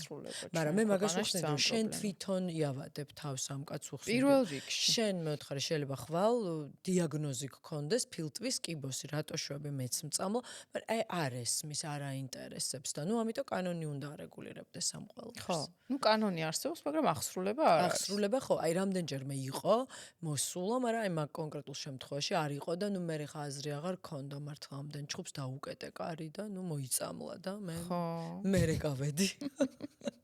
შენ გადარჩი, მათ თავი მოიწამლა, ხო? ხო, რა მექნა, ვეჩხუბე, გამოვიძახე, ვერაფერს ვერ გავხდი და აი ეს არის პრობლემა კიდე რა, ხო, მგონია რომ მაინც კანონი და ჩვენი ცნობიერების ამაღლება, იმიტომ რომ ჩემს გარდა იქ არც ერთ მეზობელს თქვათ არ ქონდა პრობლემა. ხო. და ჩემნაირად ხუთს რო კონდეს პრობლემა, ის კაცი ვეღარ დაჭრიდა იმ. და ხუთივე რო დარეკავდა, ისინიც მაგას მოვიდოდნენ. ხო, და მაინც ძალა ერთობაშია კიდე რა, ყველაფერთან მაინც მანდ მივდივართ. კი, მარტო კანონებით ვერ შეცვლია. ვერა, ხო, მგონია რომ ცნობიერება უნდა ამაღლდეს. ჯერ ერთი აი ნახე ადამიანის მიდგომა როგორია, როცა შენ არ იცი რა ზიანს გაყენებს ესა თუ ის ქმედება და მარტო კანონის ძალით გელაპარაკებიან რომ ეს იარქნა თორე დაგაჯარიმებ რაღაცა შეგრძნება გაქვს რომ ძალადობს კანონი შენზე ხო ამ დროს რეალურად შენს გიცავს ის კანონი ხა ფოთლების დაწვა რადგან ვახსენეთ ხო პირველ რიგში ხა შენ როდ გახარ და წვავი ფოთლს შენ გაზიანებს ის მე სხვას აზიანებს ხო მე სხვას აზიანებს მაგრამ შენ თუ ეს გააზრებული არ გაქვს მაშინ შეიძლება აი რაღაც მე მომისმენი ეგეთი ჩხუბი რომ აი რითი დამაჯარი მონ აღარ იციან უკვე ფული რითი იშოვონ და ასე შემდეგ. ხო, იმიტომ რომ ვერ აღიქვამს რომ ეს რეალურად პრობლემაა. კი, და მე როცა ავუხსენი რომ არა მოიცა კაცო ეხა აქ ვერავინ ვერ დაგაჯარიმებს თუ რომ სოფელში ვარ სადღაც მიყრებულში. კი, ხო? და ხო, როგორ აუხსნი რა, ეგ არის, მაგიტო ამბობს წეღანაც თქვი რომ მე არ ვარ ის, ვინც რაღაცა ესე ელაპარაკება ადამიანებს ეკოლოგიაზე, რომ შენ ახლა ეკოლოგიურად თუ არის ვიცხოვრებთ რაღაც. არანაირი აზრი არ აქვს. აი ძალიან მიყვარს გრეტა ტუნბერგი ყველა მიცის ალბათ, ხო? ძალიან დასაფასებელია ამ ადამიანის ბრძოლა, მაგრამ რო დაფიქრდე რეალურად უფრო მეტი ადამიანი შეიძლება უფრო მეტი არა მაგრამ ძალიან ბევრი ადამიანი პირდაპირ განაწყო წინააღმდეგ ამ ყველაფრის ხო ანუ აი მისი ქმედებები ძალიან დასაფასებელი არის ჩვენთვის ვინც ვიცით ისედაც რომ ეგ პრობლემაა თორე ადამიანი რომელსაც არ იცის რომ ეგ პრობლემაა და შენ უტევ პირიქით თავდაცვაში დგება. მე მგონია რომ შეტევა არაზოს არ არის გამოსავალი. და ყოველთვის თავდაცვით მდგომარეობაში დგება, ადამიანი თავის მართლების რეჟიმში გადადის. ამიტომ ახსნა და ახსნა მე ესე მგონია. კი, შენ ძალიან კარგად ხსნი შენ. მე ძალიან დამაინტერესა და მაგიტომაც აღმოგაჩინე და მადლობა ხო. ძალიან პირიქით სწორი მიმართულება გაქვს. ნინა, ამ ბოლო დროს ძალიან აქტუალურია ეს ნულოვანი ნარჩენის პრინციპი. და რო აგვიხსნა რა არის ეს? ხო ეს იაპონიიდან იღებს სხვათა შორის სათავეს ეს იაპონელები ხო ძალიან ისეთი ხალხია რა ვიცი ძალიან განვითარებული ზე ხო აი წეღარას თქვით რომ თან განვითარებული და თან რაღაც ამ ძველი რაც კარგი ქონდათ ის შეინარჩუნესო ეგ მაგალითია მე მგონი რა და მოიფიქრეს ეგეთი 3 R-ის პრინციპი ქვია რა R რაც არის reduce reuse recycle ანუ ყველა ქმედებას, რასაც ახორციელებ, აი ყიდვა იქნება თუ მოხმარება თუ ჩართვა რაღაცის თუნდაც უთოსი ხა. აი ამ 3 პრინციპით რო იხელმძღვანელოს ყველა ადამიანმა ძალიან რაღაცა სასიკეთო ცვლილებები შეიძლება მოხდეს რა. ანუ შეამცირე გამოიყენე ხელახლა და გადაამუშავე. გადაამუშავე არის ყველაზე ბოლოს თუ დააკვირდი, იმიტომ რომ არ არის ეს გამოსავალი, ეს არის ბოლო ვარიანტი. და მანამდე არის შემცირება, ანუ რაც არ გჭირდება, უნდა გაიაზრო რომ არ გჭირდება. რა ზედმეტი ნივთები. ხო, დღეს მთელი ინდუსტრიები და ყველაზე მძლავრი ინდუსტრიები მუშაობენ იმაზე, რომ დაგაჯერონ, რომ შე რაღაცა გჭირდება რა. ანუ აი იგივე თემუს თუ გადავხედავთ, ტიპებს აქვს რაღაც 3 მილიარდი თუ რაღაცა თვეში მარტო მარკეტინგში დახარჯული, რომ დაგაჯეროს, რომ გჭირდება, აი რაღაცა ელექტროფენი, რომელიც უბრალოდ შეგიძლია მარავ, აი ესე გააკეთო, იგივე მოძრაობა, ანუ არაფერი მეტი ძალისხმევა, იგივე ახდები. ანუ შეგიძლია ესე იქნიო და არა ესე ატარო. და მოგვარდა პრობლემა, ხო? მაგრამ არა, გაწובה, რომ და აუ შენც მე გიხარი, ვაუ, ნახე რა მაგარია, დააჭერ და მუშავს. გონია რომ გჭირდება, ყიდულობ, მე ძალიან მალე ფუჭდება, იმიტომ რომ უხარისხოა. და მე მიდიხარ იქამდე, რომ უკვე გადასამუშავებლად გაქვს საქმე და ანუ რატო, ხო? გადამუშავებასაც რესურსი ჭირდება. თავისით ხო არ მუშავდება, აი ქარხანა უნდა აგუგუნდეს და ელექტროენერგია დაიწვას და ასე შემდეგ რა. ხო და ამიტომ აი პირველი და ძალიან მნიშვნელოვანი არის ეგ გააზრება, რომ ყოველი ყიდვის დროს გაიაზრო, რომ მოიცა ხა მართლა მინდა თუ რაღაცა იმასაც აქვს და მოდი მეც მქონდეს, ხო? ეს განსაკუთრებით აი ბავშვებში რთულია, აი ძალიან ადვილად ეგებიან ამ მახეებში რა. Black Friday მაგალითად, ხო? და ვაიმე რა იაფია და გინდა, ანუ ესეც ანუ როდის იქნება მე ამ ხელაფას დაკლება ამ კრემზე რაღაცა კონკრეტულ სახის გჭირდება და ყიდულობ. ხო. ხდები და ანუ სად არის მან საერთოდ შენი ნება როგორც ადამიანის, ხო? ფაქტურად აღარ არის, იმიტომ რომ მოგაქვს და ეგრევე ხვდები რომ შეცდომატაუში. ეგრევე ხვდები რომ არ გჭირდებოდა, მაგრამ იმ მომენტში იძალა და რაღაცა კონკრეტულმა სისტემამ შენზე და გაყიდინა რა, გახორციელებინა ტრანზაქცია. ყველამ ხეირი ნახა, მაგრამ რეალურად ყველა ის ტემუც და ყველაც ერთიანად დავზიანდა. ეს არის შემცირება. ეს არის, ხო, რომ გავიაზროთ, რამდენად გჭირდება ესა თუ ის ნივთი და რატომ ყიდულობთ საერთოდ, ხო? კი. მე ისედაც ბოდის ჩავერთვები, მაგალითად Feng Shui-ისგან ვიცი, რომ ისედაც ბევრი ნივთები გამოუსადეგარი ენერგეტიკულ ბლოკებს კეტავს და საერთოდ მე სახლში აღარ არის სამოძრაო, მოკლედ სივრცე ენერგიებისთვის და მე ისედაც ბუნებრივად არ მიყვარს ბევრი ნივთები. მიყვარს მის ნივთები, რაც მჭირდება. და ბუნებრივად დაახლოებით იქიდან მოდის. იქიდან მოდის. მეზობლად იქვე. კი. ხო, და ეს არის მნიშვნელოვანი, რომ გავიაზროთ. დარწმუნებული ვარ, მაყურებელი ვთქვათ, არც დაფიქრებულა რაღაცაზე და ხო, ძალიან კაი დავაფიქრეთ, ძალიან კაი. და მგონია, რომ და მუცბად შეიძლება აგინთოს მართლა ნატურამ თავში და მიხვდე, რომ მართლა რაში მჭირდება. ხო. ნუ ძალიან ისეთია რა, ჩვევაში გასაჯენი ამბავია ეგ მოკლედ რა, რომ აი უცებ არ წამოეგო ეგეთ რაღაც ხრიკებზე რა. გაცნობიერებულად იშოპინგო მოკლედ. კი, რაც ნამდვილად გჭირდება. კიდე აი მაგალითად საკვების სურსათის ყიდვის დროსაც ეგ ერთ-ერთი ძალიან ისეთია, ეს ფინანსური რჩევების ნაწილშია ხოლმე რომ მშიერი არ წახვიდე სურსათის საყიდლადო და იგივე საკუთარ თავზეც ხო გამოგიცდია რამდენ რაღაცას ყიდულობ და რეალურად საერთოდ ყველა იყიდა. ხო, და მე დევს მაცივარში და დამატებით შრომასთან ერთად დამატებითი ნარჩენიც არის რა. და მეორე არის reuse რა, რაც არის, ანუ გამოიყენე ხელახლა. ანუ ძალიან ბევრ რაღაცა ქილები ვახსენეთ ზეღან მაგალითად, ხო, ის ქილა ბევრ რამეში შეგიძლია კიდე გამოიყენო. პლასმას გულისხმობ. თორე ხა შუშას რა თქმა უნდა გამოიყენებ ბევრ რამეში. ხო, არა ზოგი შუშასაც პირდაპირ ყრის რა. შუშა ძალიან მიყვარს. ხო. ძალიან კარგია ეგ ჩვევა რო გაქვს, მაგრამ ბევრს არ აქვს. და შუშასაც ისევე აგდებენ როგორც პლასმასის ბოთლებს. თუმცა ახლა ერთჯერადი პლასმასის ბოთლს ესე რაში გამოიყენებ, არ ვიცი. ხო, აი მაგიტომ გეკითხე, რაში შეიძლება გამოდგება. არა, ხო. თქვათ ზოგი რაღაც ჭრის, რაღაცას მიწას ყრის, რაღაცებს, მაგრამ აი მე მაგალითად მაწვნის ქილებს ჩითილების გამოსაყვანად ვიყენებ რა, მაგრამ ნუ მაგდენი ჩითილი არ გამოყავს. მაწვნის ბევრს მოვიხმართ, მაგრამ მაგდენი ჩითილი არ გამოყავს. ანუ რაღაც ნაწილს გადასამუშავებლად ვაბარებ და რაღაც ნაწილში რაღაცას იყენებ. ცალკე არ ყიდულობ კიდე ჩითილების კონტეინერებს რა, ესე იყიდება. იგივეა ისიც პლასმასის არის და რატო ვიყიდო ცალკე, როცა უკვე მაქვს ეს მოხმარებული მაწვნის ქილები რა. მაგრამ შეიძლება იგივე ეს გამოყენება? ჩითილის გამოსაყვანად? ჩითილის გამოსაყვანად შეიძლება. კი. ანუ საკვებისთვის არა, აი ან საკვების შესანახად ან რაღაც ესეთი რა. მაგალითად კიდევ აი ეს ტექსტი ნაჭრები, ტანსაცმელი შეგიძლია, აი რაღაცა ცხოველის ქვეშაგება და რაღაცა მიზნით გამოიყენო რა. ტილოებად ძალიან მნიშვნელოვანი მომენტია კიდე მანდეს მე ეს 3 ერი დაიშალა კიდე 5 და 9 და ძალიან ბევრი ჩაშლები არსებობს, მაგრამ ძირითადი საბაზისო არის 3 და მე ამიტომ 3-ს ყვები და ერთ-ერთი არის კიდევ reuse-ში გადის ესეც, ანუ ხელახალ გამოყენებაში შეკეთება. ანუ ისევ ჩვენი ბავშვობიდან რომ გავიხსენოთ, რაღაცა რომ გაგიხეო და აკერებდი რა, ანუ არ იყო ეგეთი ტრაგედია, რომ ვაიმე დავაკერე და აი იგივე იაპონელებს აქვთ სახელიც ქვია საშიკო არის ეგეთი მეთოდი.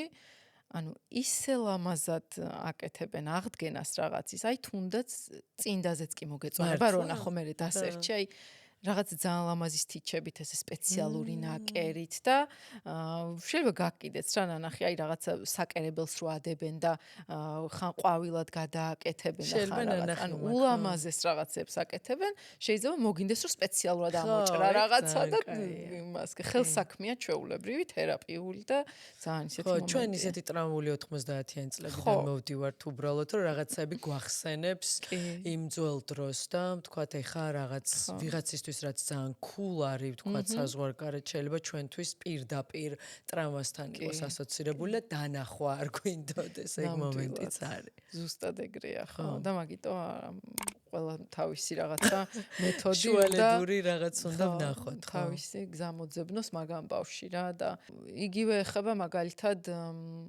არ ვიცი, ძალიან ბევრი რაღაც არის შეკეთებაც რეალურად შესაძლებელია ხოლმე რა. და უბრალოდ აი გვეზარება და იგივე ისევ კონსუმერულ საზოგადოებამდე მივდივართ, ხო, იმიტომ რომ ახალს მარტივად თქვა აი ადვილად იყიდი რა. მით უმეტეს ახლა თუ რაღაცა ფინანსურად ისე ხარ, რომ აი შენთვის პრობლემას არ წარმოადგენს, ანუ იმიტომ დაიზოგა საქართველოში ძალიან ეკოლოგია, რომ არ გქონდა მთელი 10 წლების განმავლობაში მაგის საშუალება, რომ აი გაფუჭდა გადააგდე, ხვდები? მაგრამ ეხლა რადგან გაქვს მაგის შესაძლებლობა, არ ნიშნავს, რომ всё, პასუხისგებლობა დავალდებულება აღარ გაქვს რა. ხო, ეკოლოგიის და რაღაცა შენი გარემოს დაცვის მიმართულებით. ხო, აი მაგ დეტალებზე არ მიფიქრია, ვთქვათ და ეხლა დამაფიქრე. ხო. ეხლა მაგალითად ფენშუის მიხედვით, იგივე ფენშუის მიხედვით გატეხილი რაღაცის დაწებება შეიძლება არ იყოს ენერგეტიკულად რა, ისეთი. ხო, აი არ ვიცი მაგრამ ხო, ანუ ამბობენ რომ რაღაცა რო გატყდება და მე დაწებებული რაღაც აღარ არის რა, ენერგეტიკული სიმთელი აღარ აღდგებაო, ესე ამბობს ფენშუი ბრძანებს. მაგრამ ну შეიძლება სიტყვაზე რომ გაიტანო და ეზოში რაღაცა ჩარგო იმ ჭიქაში ლამაზი. ხო რა, ანუ მოკლედ ძალიან ბევრი ვარიანტი არსებობს რა და აი ამ ყველაფერს როცა უკვე ძალიან გათვლილადაც იყიდე, მერე გაფუჭდა და შეაკეთე, მერე კიდე ვიხმარე და ასე შემდეგ და მერე უკვე всё ამოწურა, აღარ არსებობს უბრალოდ რესურსი ამ ნივთის, აი მერე უკვე მიდიხარ გადამუშავებამდე რა და ეს გადამუშავებაც შეიძლება იყოს ბევრნაირი მრავალმხრივი არსებობს მაგალითად დაწვაც, ოღონდ ეს სპეციალური ინსინერატორებში დაწვას გულისხმობს, როცა აი ამ ნარჩენების დაწვის შედეგად ენერგია გამოიყოფა და რაღაცა ელექტროენერგიად გამოიყენებენ ამ ყველაფერს და მთელი ქალაქი შეიძლება მოიხმარდეს ამ ყველაფერს. ანუ რაღაცა ჯაჭვის და აწყობა სწორი მიდგომებით ძალიან შესაძლებელია. აპრობირებულიც არის, არსებობს მთელი აი სინგაპურის მაგალითზე შეგიძლია მაგალითად აწყო, არ ვიცი რა, ყველაფერზე ნაფიქრი და ყველაფერზე ნაზრუნია. თავარია მოკლედ გავიაზროთ და მოვინდომოთ და დავფიქრდეთ და ხო. და მოვითხოვოთ ამასაც ვიტყოდ. ანუ ჩვენი ცნობიერების ამაღლებაც, ანუ ეგ არის რა იდეაში მაგას ემსახურება, რომ როცა უკვე იმდენი გავცნობიერდებით, რომ რაღაცა მოთხოვნა წამოვა, რომ გჭირდება, ეს გჭირდება. მერე უფრო მეტი საშუალება გაქვს, რომ რაც გინდა ის მიიღო რა, ვიდრე აი არც იცი რა გჭირდება და უბრალოდ რა ვქნა ეხლა არც წყალი ვარ გარც საჭმელი არსებობს გამოსავალი და ეგ უნდა გავიაზროთ, რომ გამოსავალი არის და უნდა მოვიტხოვოთ. და დავამთავროთ ამ პოზიტიურ ნოტაზე, რომ აპათიაში არ ჩავაგდოთ. არანაირი აპათია, ყველაფერი წინ არის. უღრმესი მადლობა, ჩემთვის ძალიან საინტერესო იყო, მალე გავიდა ძალიან დრო და კიდე გესაუბრებოდი დიდი სიამოვნებით ამ თემებზე. ძალიან საინტერესო იყო ჩემთვისაც. მადლობა შენც ასევე. უღრმესი მადლობა. მადლობა. ნახვამდის. კარგად.